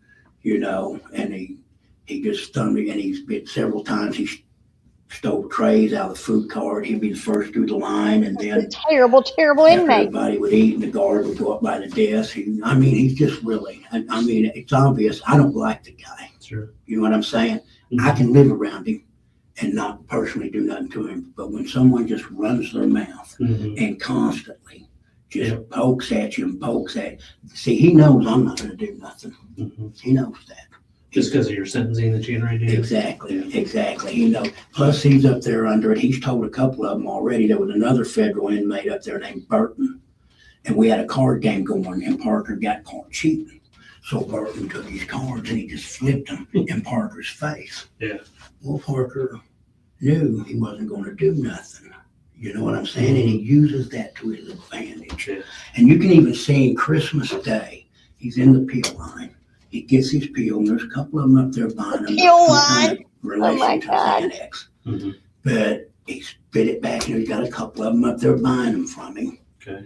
And That's pretty funny. even now, you know, we all went to great pains to buy extra cards and stuff that we could use for chips Mhm. in a game we play. Sure. Well, now he's got them, and he won't let How us. did he get 'em? Well, in the poker game. Ah. And then everybody would take turns that Sure. night to recount them and stack them proper Yeah. and all that. Well, when he got them, by the time he got them, he'd been cheating so much nobody wants to play with him. Mhm. So now he's decided he's just going to keep our poker material, and he won't. So You like know. childish games. Exactly. And he's just really, I mean, right now, if I mean, this dude has to tell on him for everything he does. I mean, nobody wants him in the damn pond area. They've got to get him out of there. What more does he need to say about this joker over here? I mean, it really has nothing to do with Go to John. Let's go find something else to watch for just a few minutes. I just wanted to come on a little bit tonight and talk about old Gyp shit and that situation. The end of the weeds information is there's so much of this FOIA information that really, um, you could just do so. You could have new content almost every day. There's just so much of it. Who are these people? Look at these other people that I've interviewed with this person, interviewed with this. These people I've never seen before. This is somebody named Kayla. Let's see what she has to say. This is just another inmate from the jail. Here we go. So this is somebody named Kayla. It must have been in the cell with Gypsy, ratting on Gypsy. Let's get her going over here. Let's get her up and going. Again, this is full credit to Into the Weeds. Here's the detective. He's coming on in there now. Here we go. Here's the I got a detective. note passed to me that you wanted to talk to me. And I want to talk to you. Before I started any interview like this, I would like to let you know and let everybody know this. I can't promise you anything. Can't help you with your case. Can't do anything like that. Can't promise threats or anything of that nature. Knowing that, are you still willing to talk to me about it? Mhm. Okay. Yes. The reason I'm doing this is not to try to get anything knocked off my time. I've been here for 6 months.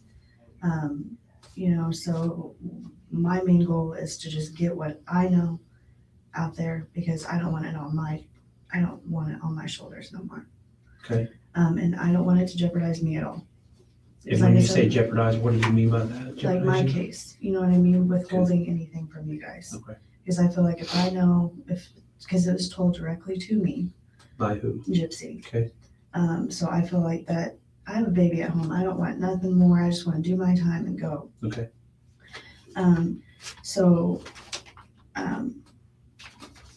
This in here are just notes from her. Okay. Some tell a little bit about, things that may help, some don't. But what it does do is it shows her mindset.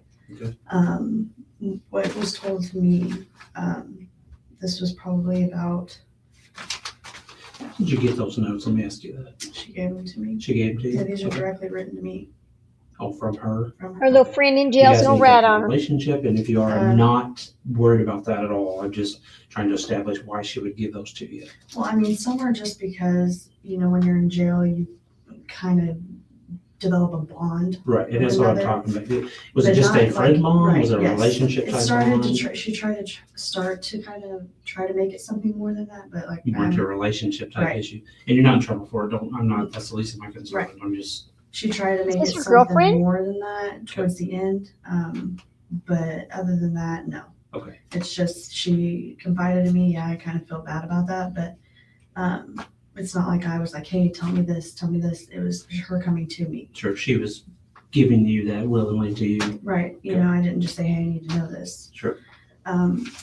But she, probably about a month and a half ago, probably about 2 months ago, she came up to me and she said, hey, you know, you're my best friend in here. She said, so I would like you to know exactly what happened because, you know, it's kind of standoffish. And I was Sure. like, I don't really know Oh, what's boy. going on. Right. So I'm not going to give my heart out to you. Sure. How much of the media and newspaper stuff do you know about the case? I've seen the newspaper recently. Okay. And what's funny about it is I asked my roommates, you know, I was like, I didn't tell them, but what I did say was, hey, I have something on my chest, you know, I don't know how to go about getting rid of it. Sure. And everything that I was wanting to tell them is everything that I seen in the newspaper plus some though. Okay. But I read the last newspaper article about the whole medical records and trying to get all that. Okay. All That's- right. Sorry, go back to where you were at. She Okay, the medical came up records to me, being we were brought just up. sitting out in the pod, out in the day room, Mhm. and she's like, hey, I need to talk to you, just me and you. So I'm like, okay, you want to go to the book card or you just want to stay out here? And so we just stood out there, waved off to the side, and she's told me from, you know, from when her and Nick started talking online Mhm. about, you know, her mother and the whole incident. Because from the very beginning, I didn't understand how you could think you were, you know, so young and that you couldn't walk, but you would walk around. I Right. didn't understand it. Sure. So she told me that her and Nick were talking online, and she was, you know, mad at her mother for making her do all this stuff. She said what kind of stuff?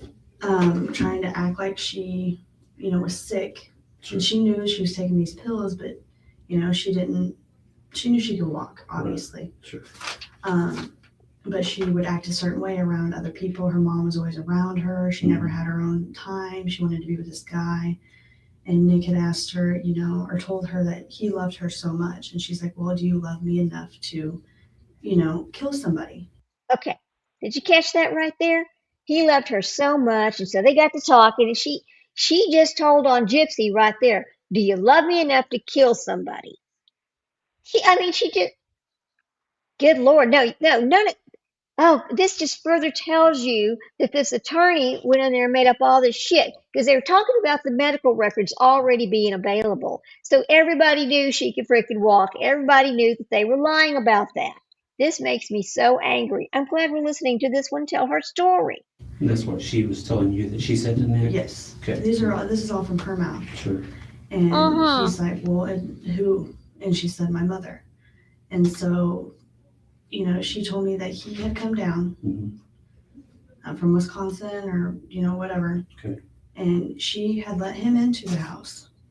Okay. Handed him it. It was all They premeditated. handed him the Oh, knife. it And was totally premeditated right. right there. Um, Right there. handed him the knife while she went Yeah. to the bathroom, you know, was shaving, doing her thing. And then he went and took care of it. And then her bedroom, she said that she never went in the bedroom though. She said that she never went in there. When she says take care of it, do you know what she meant by that? Killed her mother. Did she tell you that? Yes. Okay. She told me this. And use her words that Okay. she said to you. You're not in trouble for anything that you say here. So Okay. She Just said feel that it. he killed her, and in the act, he cut his finger. So he wanted her to clean it up. So she cleaned it up naked, and then they had sex. But anyways, I mean, And if but, there's some, and that's fine. If we need to discuss that, that's fine. Let me. That's Don't so leave out sick. any details. If if you're embarrassed to talk to a male about that, don't be. We're two adults here. So anything she's talked to you about sex or how they did it or where they did it or anything like that, feel free to just tell me what she told you. And don't be embarrassed about that. okay. If you are. I mean, I don't know if you are or not. Some people feel It's just uncomfortable. the whole situation is uncomfortable. And that's why I say some people are very uncomfortable Damn. with it. And I just want you to feel comfortable and confident in me that, this is you and I talking here. We're both adults. So don't be afraid to tell me anything that you want to tell me. Okay. Okay. All right. Sorry. Go ahead. All right. So, and then that had happened. She had sex with him in the house. Do you know like- where we're at? No, Okay. I don't. She didn't really say. She just said that she was cleaning it up. He wanted her to watch. He wanted to watch her clean it up naked. Okay. And the Yes. really disturbing part, the whole thing's disturbing to me, but the most disturbing part I thought was she said that he was going to have sexual intercourse with this dead woman. Okay. And then the whole turning the air conditioning down, I asked her how she even came up with something like that, because if I could never, my mind doesn't work that way. Sure. My mind would be going 1,000 minutes, something like that happened. Right. So I wouldn't be thinking. And she said she'd watch CSI, she'd watch all these Oh yeah, she'd watched all those. She knew exactly what to do. crime scene things, and that's what she got, the turning the air conditioner. That was her idea. Okay. The whole thing was pretty much her All right. idea. He was just the enforcer. He was the one who did it. Okay. Um, When you talk about when she talked to you about cleaning, She just told him the whole thing was her idea. He just did Yep. it.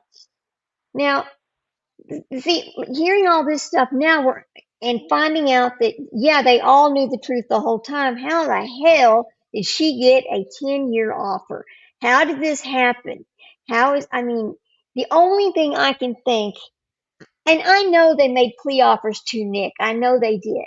But in Nick's mind, and I guess because his different abilities, he did not realize that the best offer he was going to get was before they went to trial.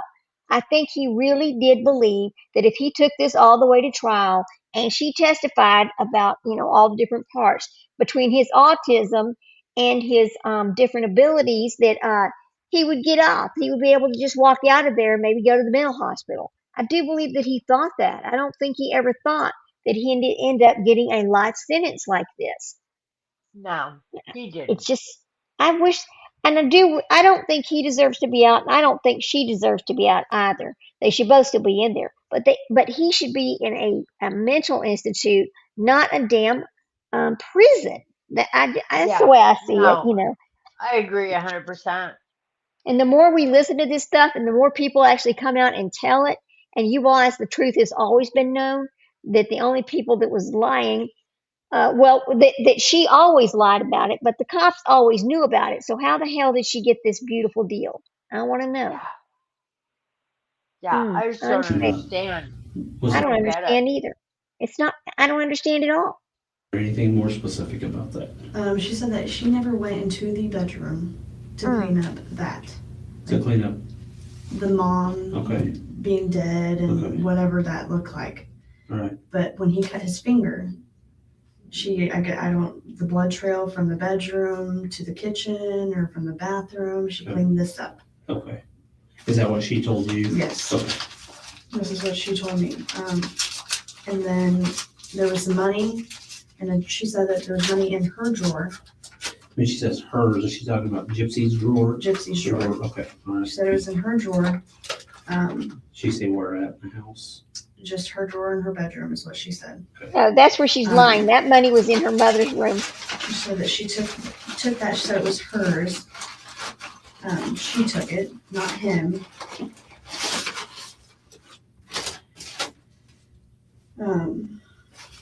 She didn't indicate how much she took.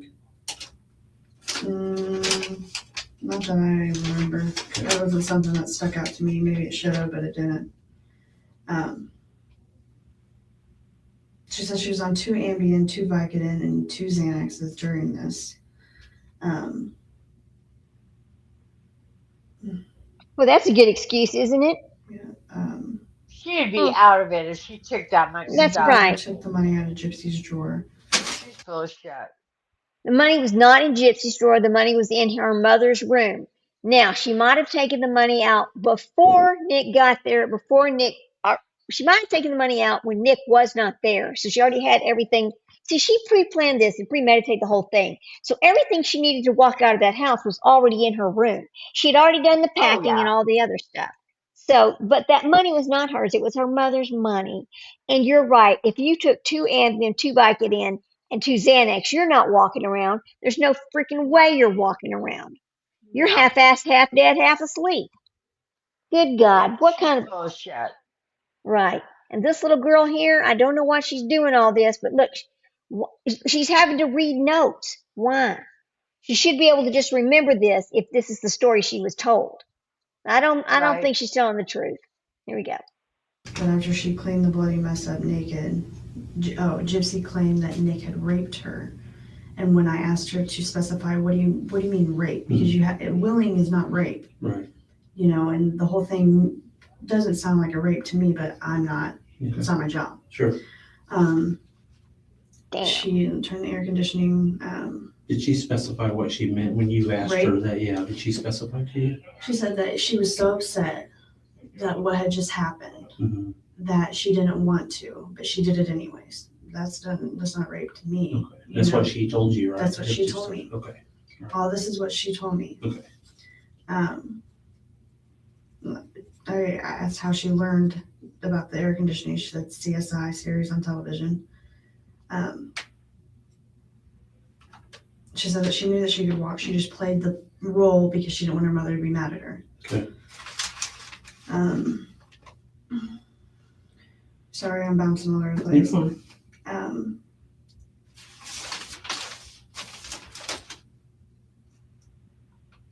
Look at these notes over here Yeah, and make sure I She tell. wanted her to have sex, but she felt bad because of what had just happened to the mother. So they had intercourse, and the money that was in Gypsy's drawer they took. Gypsy had watched a lot of CSI stories, and she knew to turn the AC down to preserve the body as much as possible. So she did, and they left. Said something about a hotel. And I asked her about what she did with the knife. I don't know, because there's so many stories going on in the pod. Like I wanted to know that. I asked that. See, everybody's Okay, talking so what about it in the specifically pod. do you remember asking her? I asked her what they did with the knife, because I was told, you know, that they mailed it back to Wisconsin or where he was. So what did she wind up telling you? That's what she ended up telling me, That they mailed it to Wisconsin. to Wisconsin? Okay. That's what she ended up telling me. And then I said that she ended up putting a post on Facebook about it's done, or I no longer have to, something like that. I didn't really pay much attention to that part. Okay. But then she said that Nick's very multi-personality or whatever. Okay. And she is too, but she made him up. Like Candy, Rudy, that's in here. Okay. She has. But she made Yeah, but she makes them up to Like- make him feel better about his multi-personality disorder. Okay. I'm a little bit confused. I just want to make sure because I don't want to guess. Remember, oh no, we were just role playing. We're just role playing. No, you and he both have the same problem with these multiple personalities to cover your tracks with, because you're both sociopaths, you stupid bitch. Oh my God, I can't stand her. I just can't. And this little girl right here, I don't trust her, and I don't like. I think that I think she's read some newspaper. I think she's heard a lot of things. But why would you need to read your notes if Gypsy sat down and told you all of this? It should have been so shocking that you would remember it all, in my opinion. But who am I, right? I don't know. Because all of this right here. Remember what she's saying, and then remember what Gypsy wrote in her book, and remember what was said in the trial. See how it all matches? Yeah. Okay. It's my job not to guess, so I just want to make sure I understand correctly. That when she's talking about multiple personality disorder, she said Nick has that, Yes, and she claims that she has that. but she doesn't. It's just made up to make him feel better. Now you said something about Candy and something else. Candy, Kitty, and Rudy, it's in here. And what did she tell you about them? Candy is her. Candy is her badass side, or that's Rudy, Okay. or something. So she's telling you all this about supposedly her personalities, other personalities. Right, but they're not real. Oh, but they are real. And these are all letters that. Gypsy is wrote. Oh, wait a minute. Hang on a minute, guys. Hang on a minute. These letters Gypsy wrote and gave to this little girl? Oh, now I get it. Now I get Like I it. said. All right, listen. Gypsy wrote all this shit down and gave it to this little girl, or this woman, whoever it is. That's why it all matches perfectly to what was said in the books and out on the stand, all of that. Because this is the narrative, the story that she wanted told. Right here it is. She got this little girl to go in there and give this information to the cops. Boy, she played her too. What a dumbass this little chick is. Okay, I get it now. They're just, you know, He was manipulated. Are you bestie. Are you bestie? Yes. Okay, so she refers to you as bestie. Mhm. Okay. How about that? And then they're also talking about how they were writing up on the vents and stuff. On what fence? T5. They like wrote on the pillars and stuff. Like Oh, her okay. and him wrote back and forth. Okay, so Well, how are they doing it? No, With from the ink? pillars. Just she would sneak a pin up and And then just- write on there. She's in seg right now for it. Okay. Well.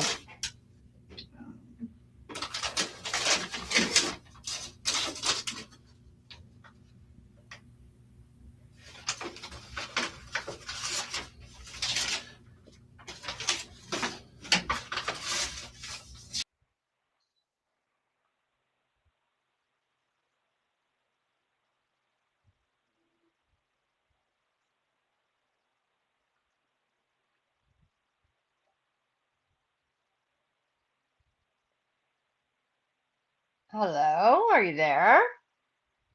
At the stage. There you are.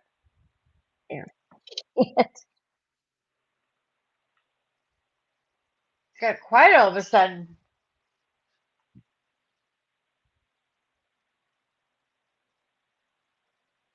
Uh-oh. I'm there. Where You you there? at? There you here. are. Now I can hear you. Yeah, I couldn't hear you for a minute. I knocked myself Yeah. out and had to come back in. Uh-oh. Yeah. She is such a manipulator. Such a liar. It's just disgusting. It is disgusting. And we're just gonna continue to hear more and more and more stuff.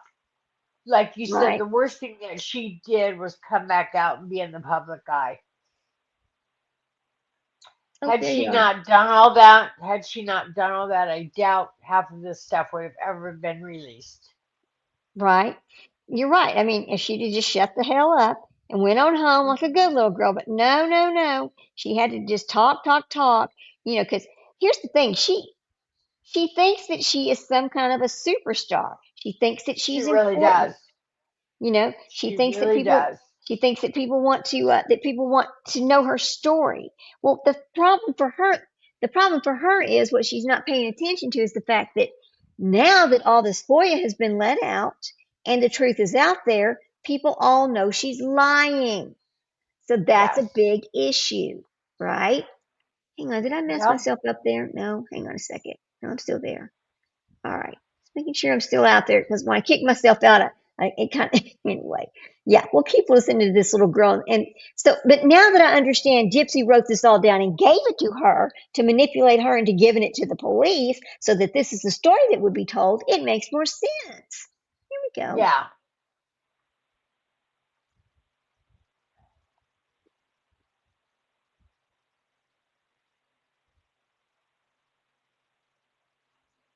Oh no, can't hear anything.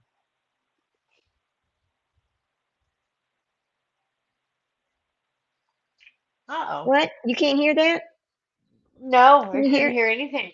No, I mean, the couldn't thing is, I hear. can hear it all. What do you mean? Okay. You can hear me talking, right?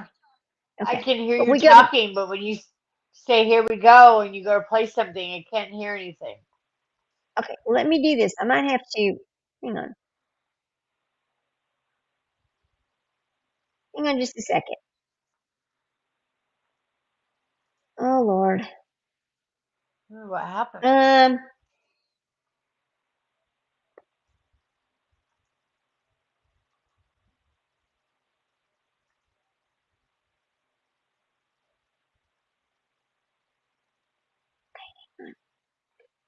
The thing is, because when I go, oh, I know what it is. You see, the string, it's not there. Hang on a minute. I got to share this. Stupid. Okay. Sure. When So she you- told me, I just wrote it down. And Okay. now you can There you hear go. it. It's the yellow one. Yeah. Sorry. Unless I, it's red. I disconnected the stream like a dumbass. Oh, Green is another inmate within the pod. Did you get in a fight with So him? somebody else in the Yeah, pod is she hit also me in the getting head. notes. Sorry. Wow.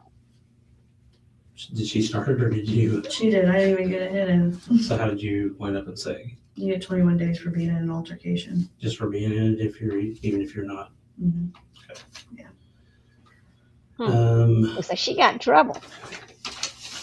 Do you have any type of vendetta against Gypsy that did you guys get in trouble for anything? I mean, has she told on you for anything? Would that be a motivation of yours why you're telling me all this? No, the main reason why is I've been here 6 months, and before I got in here, I was using meth. I mean, I'm not gonna lie, I Sure. was totally out there. Because I ran into a guy and I thought he was amazing. Well, he caught me 15 felonies Okay. within 2.5 months. Okay. Never in my life have I been in really big trouble. So now I'm looking at prison. You know, I have a Sure. baby at home that I miss every single day. Yeah. I want to do better. I prayed about it so many times. Mhm. Having all of this, I don't know what to do. I was like, do I just throw it away? Because obviously this is built up. Mhm. Um, Anybody told you to do this? no, I've told them a scenario. You Told know, like who? my roommates, I'm like, hey, I didn't tell them what had happened. Or Oh, yeah, anything. she I'm just discussed it I with have everybody. envelopes for Of this. course she did. Didn't say what it was. I'm like, what do I do with it? And then I talked to a guard and I was like, hey, if I am withholding information on a case, can that jeopardize me in my case of going home? And they were like, well, yeah. But you don't feel like you were pressured to come down here and talk to me? No. You don't feel like anybody told you you need to specifically go talk? You No. kind of seek some advice from certain people and Yes. then came to your own conclusion. That- And if I'm wrong, you tell me. I don't want to use your words or okay. put words in your mouth. Right. So if I'm wrong, you correct me. I will. So would it be safe to assume that you did this willingly after you kind of did some advice seeking per se and came to the conclusion that this is something you needed to do on your own? Yes. Okay. It's something that's weighing big on I my think you just shoulders put that words I in her want to mouth. take off. Not because I want something knocked off my time. Not at all. Okay.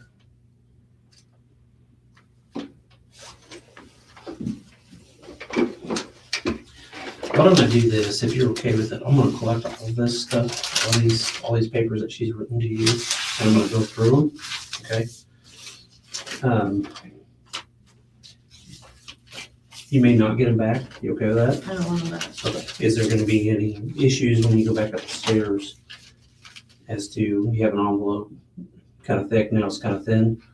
Any issues with any other inmates you're gonna have? Do you feel safe up there as far as overall? Okay. You know how kind of that goes, that sometimes they can label you as a snitch and stuff like that, so, Yeah. but you're not being, I mean, this is a pretty big Well, you deal, are, so, but you're not. if you do have any issues, make sure you tell the guards immediately, okay? If you're getting some flack from somebody or whatever, so. I don't know if they called you down for a medical, They didn't say. but if you do have any issues, please let the guards know, okay, immediately, all right?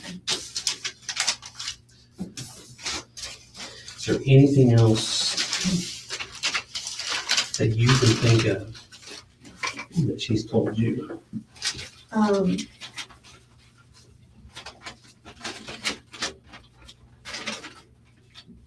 Okay, so we had a girl within the pod, Lutz, Markayla Lutz, who had like a whole, Okay, yeah, she, I think, ended up telling on, because she just came out in the pod and said it. So that she had came down and talked to a detective on Gypsy. she told the pod that? Yeah, she did not care. Really? Yeah, she did not care. Okay. So Gypsy knew the whole time, but she had like a freak out, you know, because she was, Markayla did, yeah, or- she was a little mentally unstable. Okay.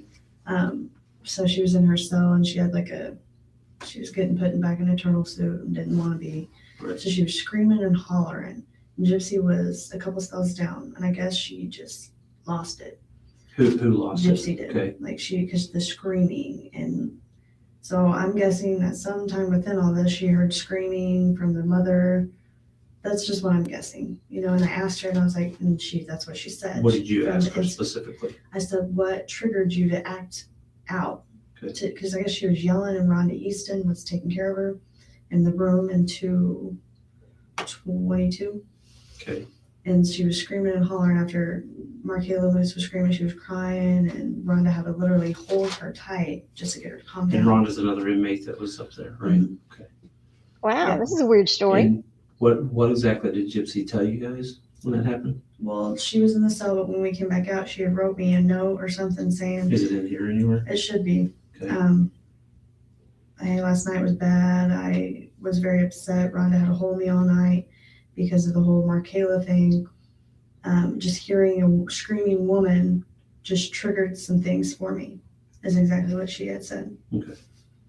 And you think she wrote that down too? Yeah, on there somewhere? it's in there. I mean, because I don't have, Okay. I mean, Um, if I do come across any more, I mean, because I have a lot of paperwork. Okay. So, and I've kept all of them. yeah, if you come across some more that you think that you want to give to me, that's fine.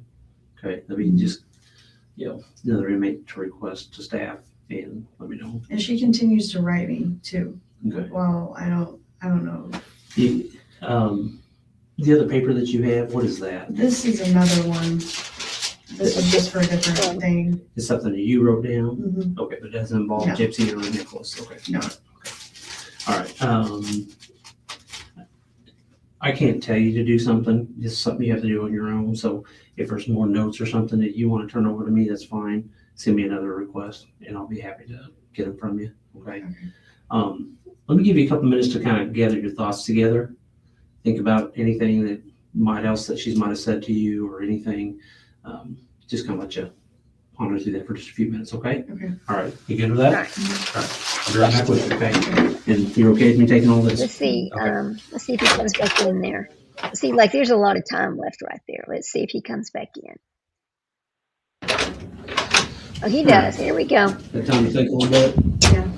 Anything else you can think of that might be important? I know that there's gonna be something I'll go back, because I know that there's something that I'm missing. Okay. And Was there anything more Come on and specific tell about it. the house during that time that she might Mhm. have said to you? like the incident that happened, You can't put words in your mouth.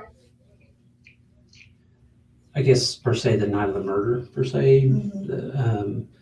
Anything left anywhere specific or it's kind of hard for me because I don't want to say something and, put you into a leading situation. the body. You brought it up, so you tell me what you're thinking right now. Oh boy. What was told to me is that the body was left in the bedroom, Dee Dee's bedroom, Okay. her mother's bedroom. Hey That's there, what I was Women's told. Warrior. So good to see you, Anything girl. How you else you doing? can think of that stands out to you? I'll stop this for a minute. We'll talk to a little Women's Warrior about how she's doing over there. We appreciate her stopping in. I know it's like wee hours of the morning over there where she's at, so we really do appreciate her coming in to see us today. Thank you so much. We're just talking about old Gyp shit and all the different weird things that happen. And these are actually people that were in prison, that were in the county jail with her and Nick, and that they went in and told on her and Nick and just gave different interviews to the detectives. And this is little letters that Gypsy had written to this chick, and she turned them over to the cops. That's what we're listening to right now. Here we go. The knife. I mean, I don't know. Is there something more specific about that knife that she has specifically told you?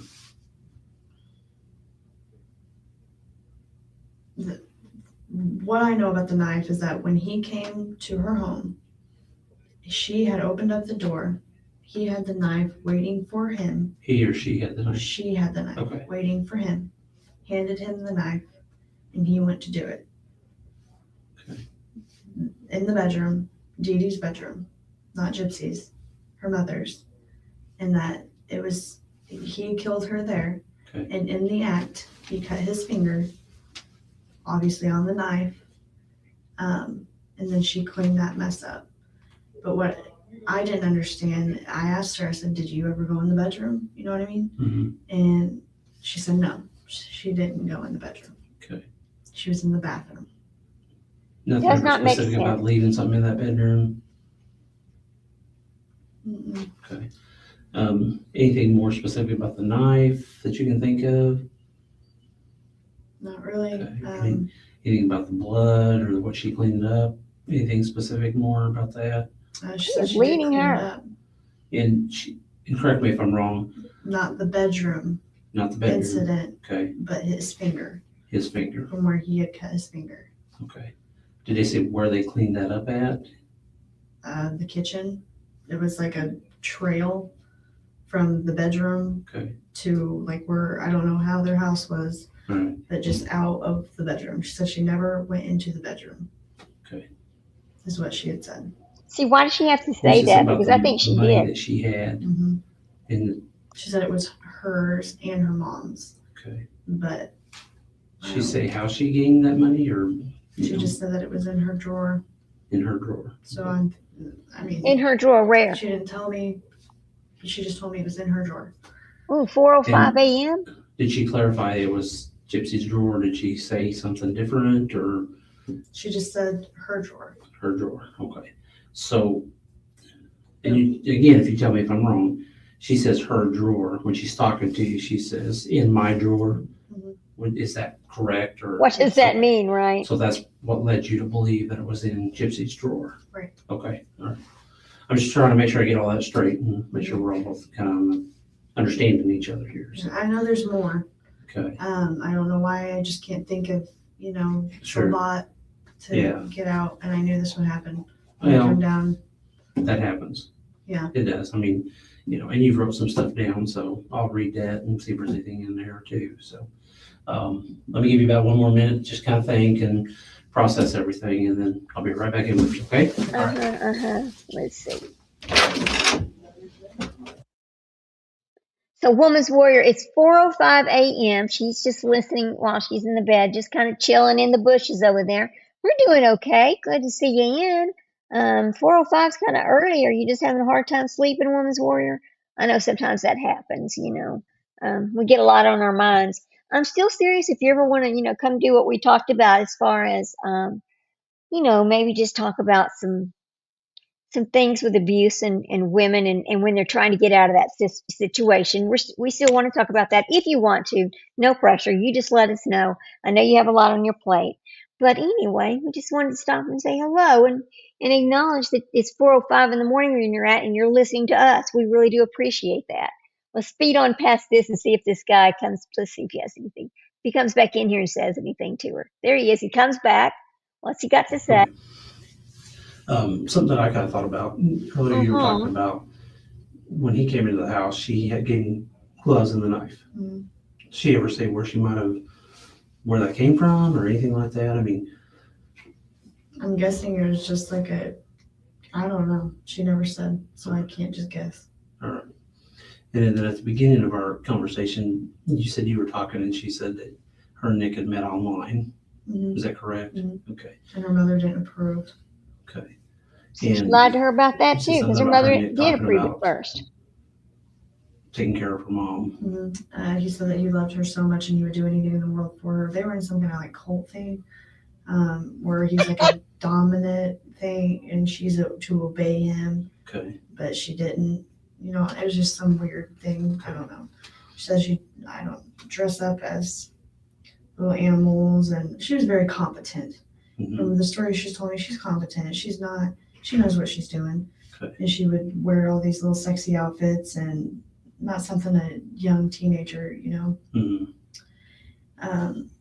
But another thing that struck me as odd is the Make-A-Wish Foundation. She said she was like the leader or, someone high up there that they cherished.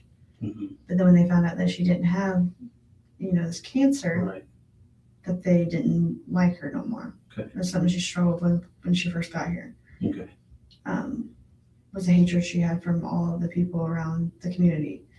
But if you thought that, why did you feel so guilty about it? I don't know how to say it right. Just spit it out. She thought the whole time that she was sick. Mm-hmm. But why now does she feel guilty about it? Okay. Yeah. When you were talking about their relationship, you had mentioned earlier, and I want to just kind of go through that with you again, as to what you told me, that when they met online, Mm-hmm. You said something about she planned something or told him. Can you kind of go through that with me again? He had told her, hey, I love you so much. I'd do anything in the world for you. I won't let nothing come in between us. And she's like, you do anything for me? Would you kill for me? And he said, yes. Who? My mother. So from that point, he had came down. I don't know. They discussed some things over the phone or over in online. Okay. He had come down, and it was all premeditated from her. He was just the enforcer. Did they say how that conversation was said between them? Like over the phone, internet, do you know? Did she ever say that? At Facebook. Through Facebook, possibly? Playing the whole thing just through online. Facebook, social media. So that conversation, to the best of your knowledge, was done online about her saying, will you kill my mom? Mhm. For lack of better words, I know that's Right. not the exact words, Right. but okay. But yet she's not banned from social media. But she playing the whole thing through social media. Did she ever say anything about the plan and what they discussed about it or anything? The murder plan. Yeah. That it was pretty much all, like I said, premeditated. She did. Those weren't her words, but it was all. She made the plan to do it. Okay. But she needed someone to do it. So if I'm understanding you correctly, and again, please correct me if I'm wrong, she told you this specifically, that the plan to kill her mom was her idea, Mhm. and that she planned everything, Yes. and she just needed Nick to perform it, Right. to actually do the killing. Yes. Okay, all right. She say how that she came up with that? I mean, just in any way? She said she didn't want to be with her mother anymore. She didn't know how to go about because her dad wasn't in the picture. She hadn't talked to him because the mom withheld that from her. Okay. She was very hurt about what her mom had done Okay, to her. what she just said. This is what she just But said. she played along with it. Her mom withheld the dad from her. Listen to that lie. Listen to that. Because remember, the Gypsy had already visited with her dad, and they had that whole conversation. Well, I'm sorry your mother withheld you. I would have been there. You should have called me, blah, blah, blah. You hear all that? That's what that is right there. Boy, this little girl got manipulated. She's so stupid. Yeah, I would love to join you one day in the next few weeks, hopefully. I'm not 100% at the moment, and I don't want to pencil. That's fine. You just let me know when you're good, and we'll go like that. I'm pretty flexible, woman's warrior. You know that. So we're good. You just let me know. But the manipulation here is just. I bet this little girl, if this little girl would look back at what happened and what she told and what she sat down and said to this detective, she would think to herself, after knowing the truth now, she'd be going, oh my God, she played me like the fiddle. She played me like a fiddle in a country music song. Just horrible. Damn.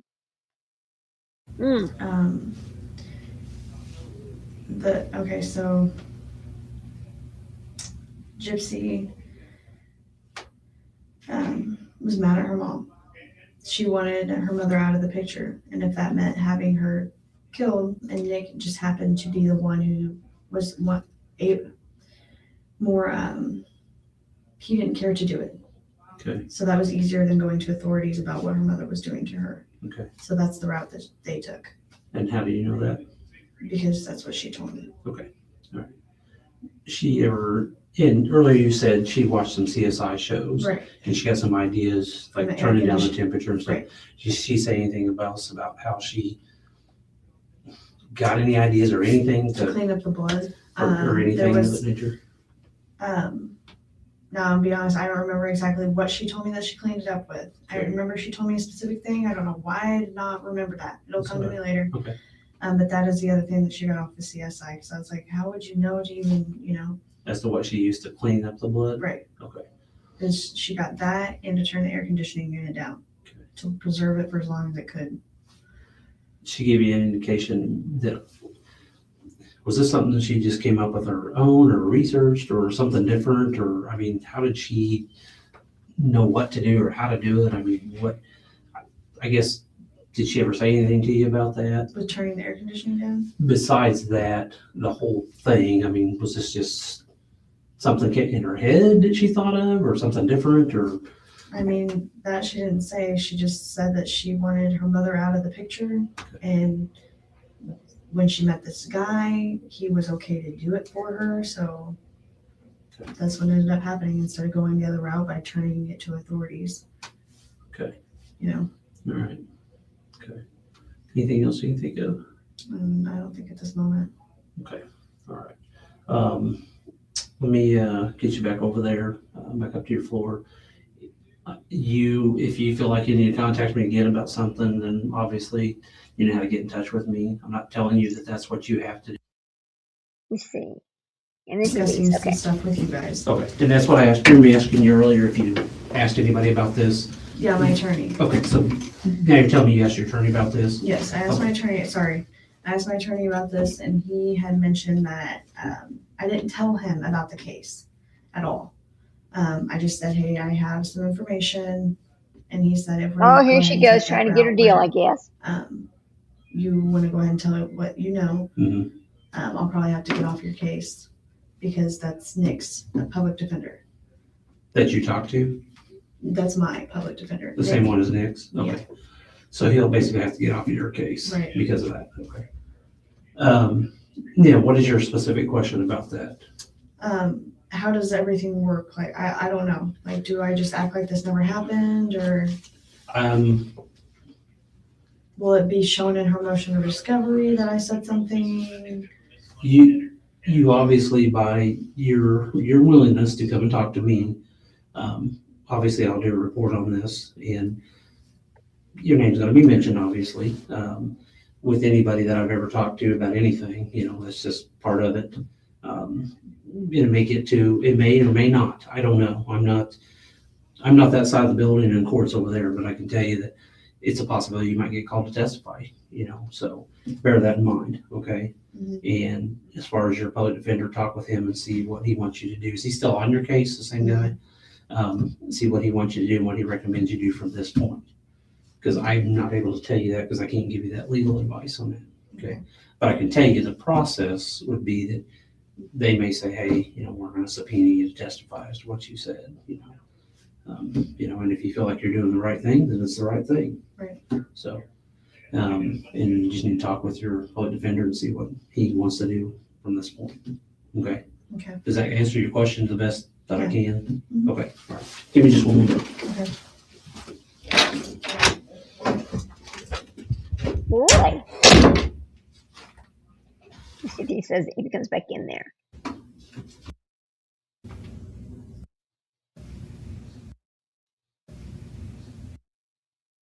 Okay, so that's the end of that one. So I'm going to get that off of there.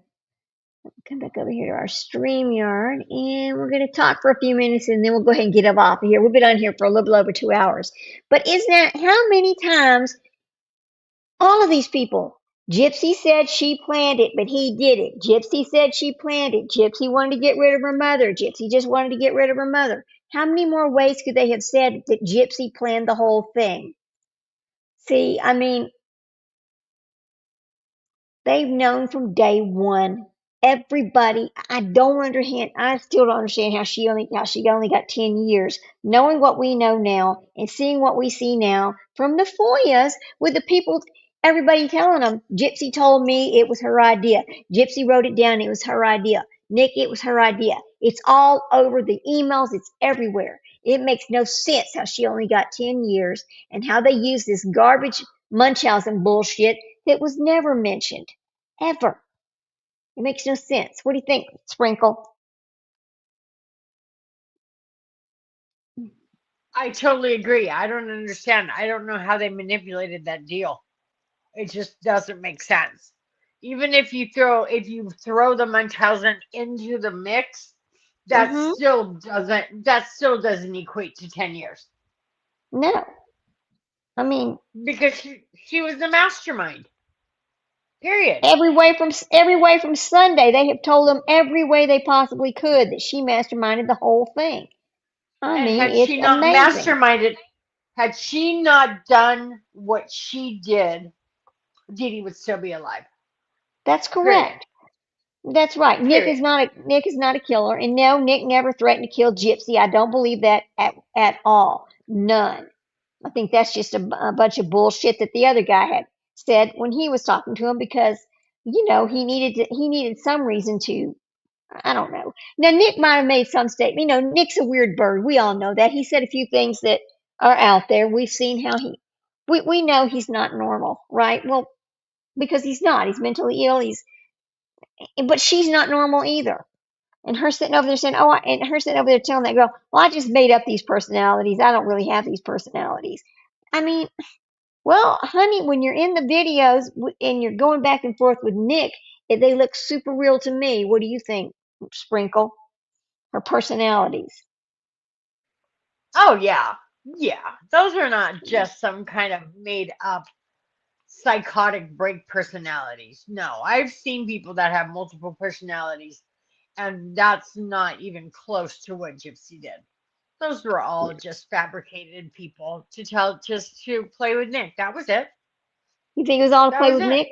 But you know, I think how do so. we know? But how do we know that what Nick was saying to her wasn't just made up to play with her? Yeah, who knows? I We think don't know. I mean for sure hers were all just fabricated bullshit. There was no personality disorder with her. Him, who knows? I mean, he's mental. Who knows Yeah, at the end of the day? Who knows at the end of the day with him? I mean, yeah, that could have been, he could have had multiple personalities, but she yeah. certainly didn't. Well, She that certainly both didn't. of them, both of them lived in a very different world than other teenagers would have lived. He's 26 years old up there living in his parents' you know, room upstairs, never going anywhere in life. And then you've got her over here that's 23 years old, claiming to be a 19-year-old, acting like she's a baby in front of people. I mean, very sick, very sick. Just not normal at all. Neither one of them. Sucking on a So, baby bottle until you're I 23 years mean, old. that I story. mean, Oh my God. Yeah. Oh, my mother never weaned me off.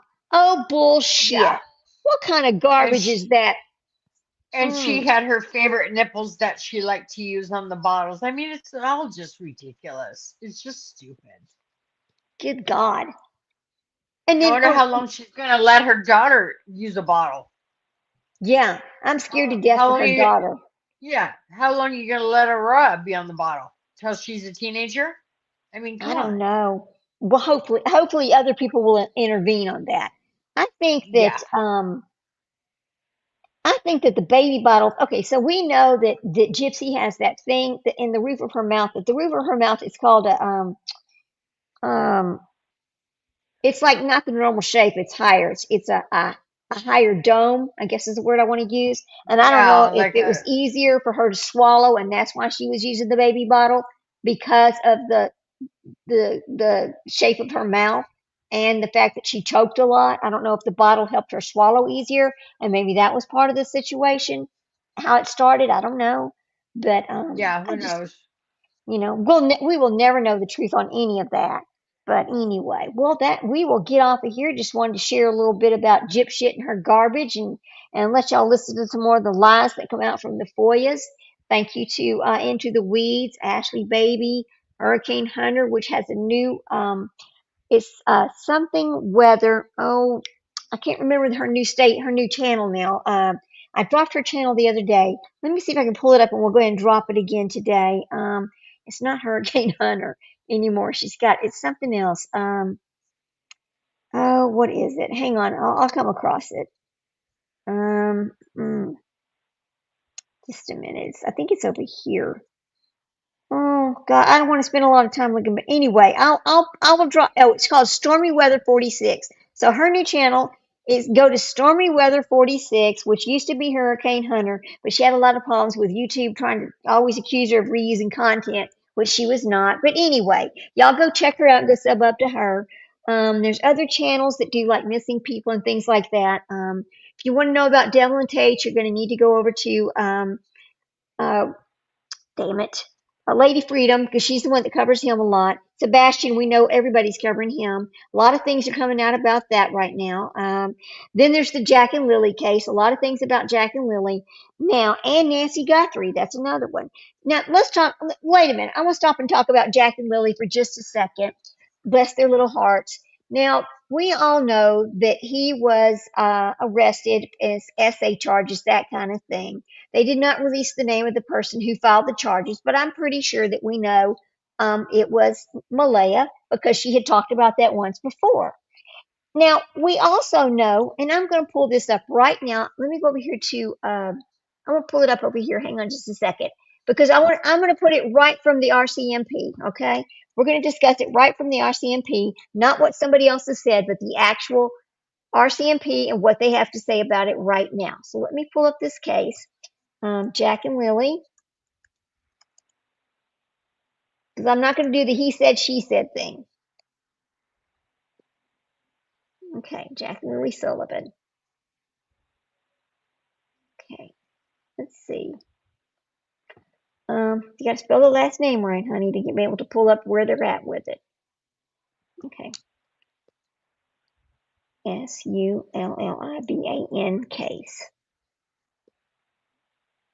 Okay, search. Okay.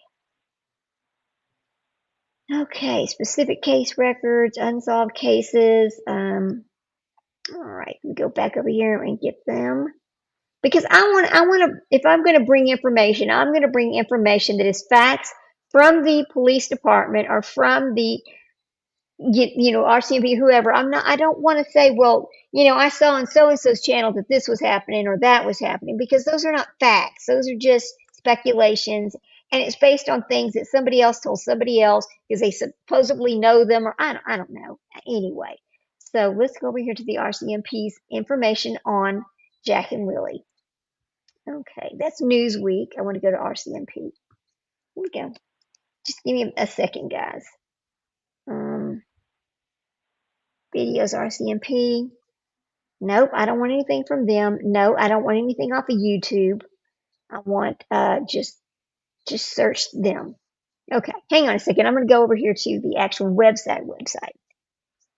Okay, so let's get over here to what it actually says. I'm going to try to share my screen if I can. Let me share my screen so we can talk about it, with exactly what's being said, not anyway. Here we go, share. Now, and this is from right now. This is exactly what's up right now about Jack and Lily right here. So I'm going to go read this. Okay.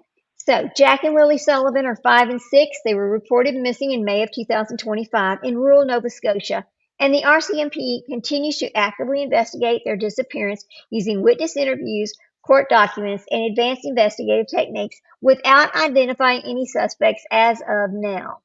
When you go to the case background, it says that they went missing on May the 2nd from their home in Lansdowne. Their mother, Malaya Brooks Murray, reported to 911. We know all of that, and that Daniel Martell was inside with the baby. The siblings were last seen outside the home on May 1st, captured on security cameras at a local store. This was the day before. And after an extensive grid search in the wooded areas, they were not found. They only found some pink blanket and one child-sized boot print, is what I understand. They conducted 75 interviews and several polygraphs of both parents. Both parents, it indicated they were truthful. There's 8,000 video files and 1,066 tips. The utilized advanced technology includes drones, video review programs to examine the house and surrounding areas. The leveraged search warrants to investigate phone records, banking data, and video evidence to uncover further leads. According to Staff Sergeant Rod McCameron, who heads the Nova Scotia's RCMP's Major Crime and Behavioral Science team, it emphasizes that no one is currently designated as the suspect. No one is designated as a suspect, and the case remains under the Prevention of Missing Persons Act rather than a criminal investigation. Court documents revealed tensions in the home prior to the disappearance, and Brooks Murray alleges that Martell had been physically abusive toward her on several occasions, including attempts to hold her down and take her phone, which we know that's exactly what he's been charged with. Martell has denied these allegations, describing his relationship as having some normal ups and downs, and stating that he never physically abused Brooks Murray. Additionally, nearby residents reported hearing a vehicle going back and forth near the family home in the early hours before the children went missing. Martell contests that these claims, stating his vehicle did not leave the property. The children's biological father, Cody Sullivan, had not seen them in several years and had been providing child support until losing his job 9 months prior to the disappearance. The witnesses' statements and the leads. Some witness accounts involved vehicle moving repeatedly near the home in the hours before the children reported missing. Others involve social media theories or claims regarding the disappearance. The RCMP has treated RCMP has treated these cautiously and has focused on credible leads. Brooks Murray had provided a video recording of a phone conversation suggesting potential information about the children's whereabouts, which the RCMP obtained to explore further investigation avenues. The current status and the RCMP statements. The RCMP maintains that to date there is no evidence suggesting a crime has occurred, though this does not exclude the possibility of criminal involvement. The investigation is ongoing, methodical, and considers all credible leads, and authorities have indicated the status may change if new evidence emerges. Both the RCMP and the Crown submissions highlight the use of technology-based investigative techniques to uncover information supporting either recovery or criminal potential. In summary, the RCMP continues a thorough and multi-layered investigation into the unexplained disappearance of Jack and Lily Sullivan, balancing witness testimony, family accounts, and technological evidence. While no suspects have been formally identified, the case remains closely monitored and information is being steadily reviewed to determine the children's whereabouts. That is the statement right there.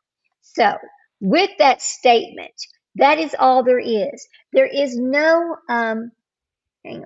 there is no information that anybody is about to be arrested. There's no information saying, oh, now it's a criminal. No, that is not what RCMP has said, and that's all I'm going to say about it. I'm not going to go up here and say, well, I think because I saw it on blah, blah, blah. I'm not doing that, right? It's not fair. It's not right. It's the same thing with, Sebastian Rogers. Yes, I would love for that child to be found, but sadly, there is no proof that any parent did anything. If the lights were if the stuff that we've seen if any of the stuff that we've seen on the internet were absolutely true, and that there was law enforcement had proof that any of those people were involved in any of those things that we saw, somebody would have already been arrested.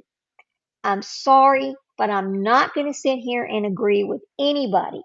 I'm going to listen to what LE says. And when law enforcement comes out and says, we have a suspect, or law enforcement comes out and says, we have knowledge that we know somebody did something to him, we just don't know who. That's when I will change my mind. That's how I'm going to leave it. It's not that I don't, how do I put this? I think to be fair and to be honest and to report accurately, that's what you have to do. Okay?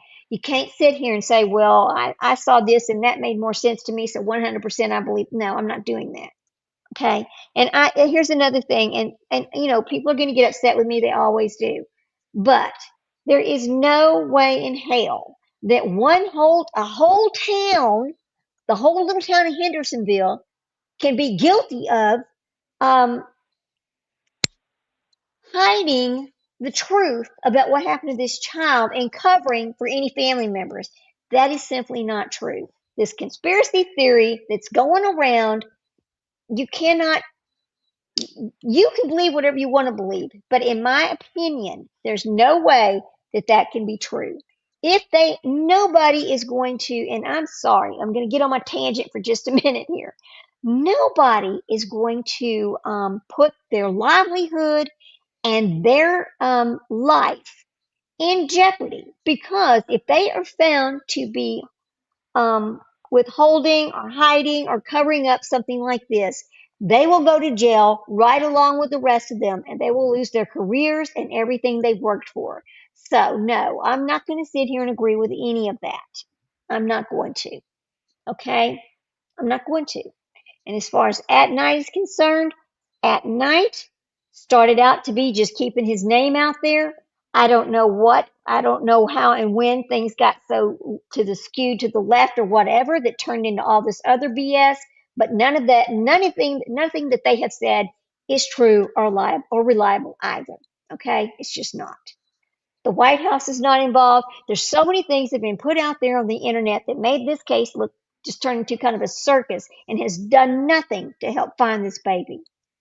I'm going to listen to law enforcement. I'm going to listen to FBI and I'm going to listen to TBI. That's who I'm going to listen to. And I'm going to report to you what they have to say. But I'm not going to report to you what all these other people have to say. Okay? I'm not going to speculate and I'm not going to blame a parent. I'm just not going to do it. If this child is ever found, and God love his soul, he comes back and he ever looks on the internet and he sees all these things that have been said about his parents, about him, or what they have said, what they have seen his, or what he's seen his parents do in this situation. I feel sorry for this child. I mean, imagine, put yourself in his boots, put yourself in his shoes if he ever reads all this. It's gonna be more hurtful than the hurt he's already experienced. That's all I'm gonna say about it. I'm gonna leave that at that. You got anything to say on it, Sprinkle? Please do. Go ahead and say it. It's fine. No, I totally agree with you, 100%. I mean, I know people do live shows on the YouTube and they want to bring their theories and their speculations and all that, and that's fine. You do whatever you do, you boo, is I'm gonna leave it. I'm just not gonna participate in that myself. I don't want that for Oh our yeah. channel. I want to be honest, I want to be truthful, and I just want to bring facts. It's the facts and only the facts. And we're gonna go from there. Well, it Anyway, does absolutely no good whatsoever. None. none, no, no. I mean, there's a lot of people who just love to go with conspiracy theories.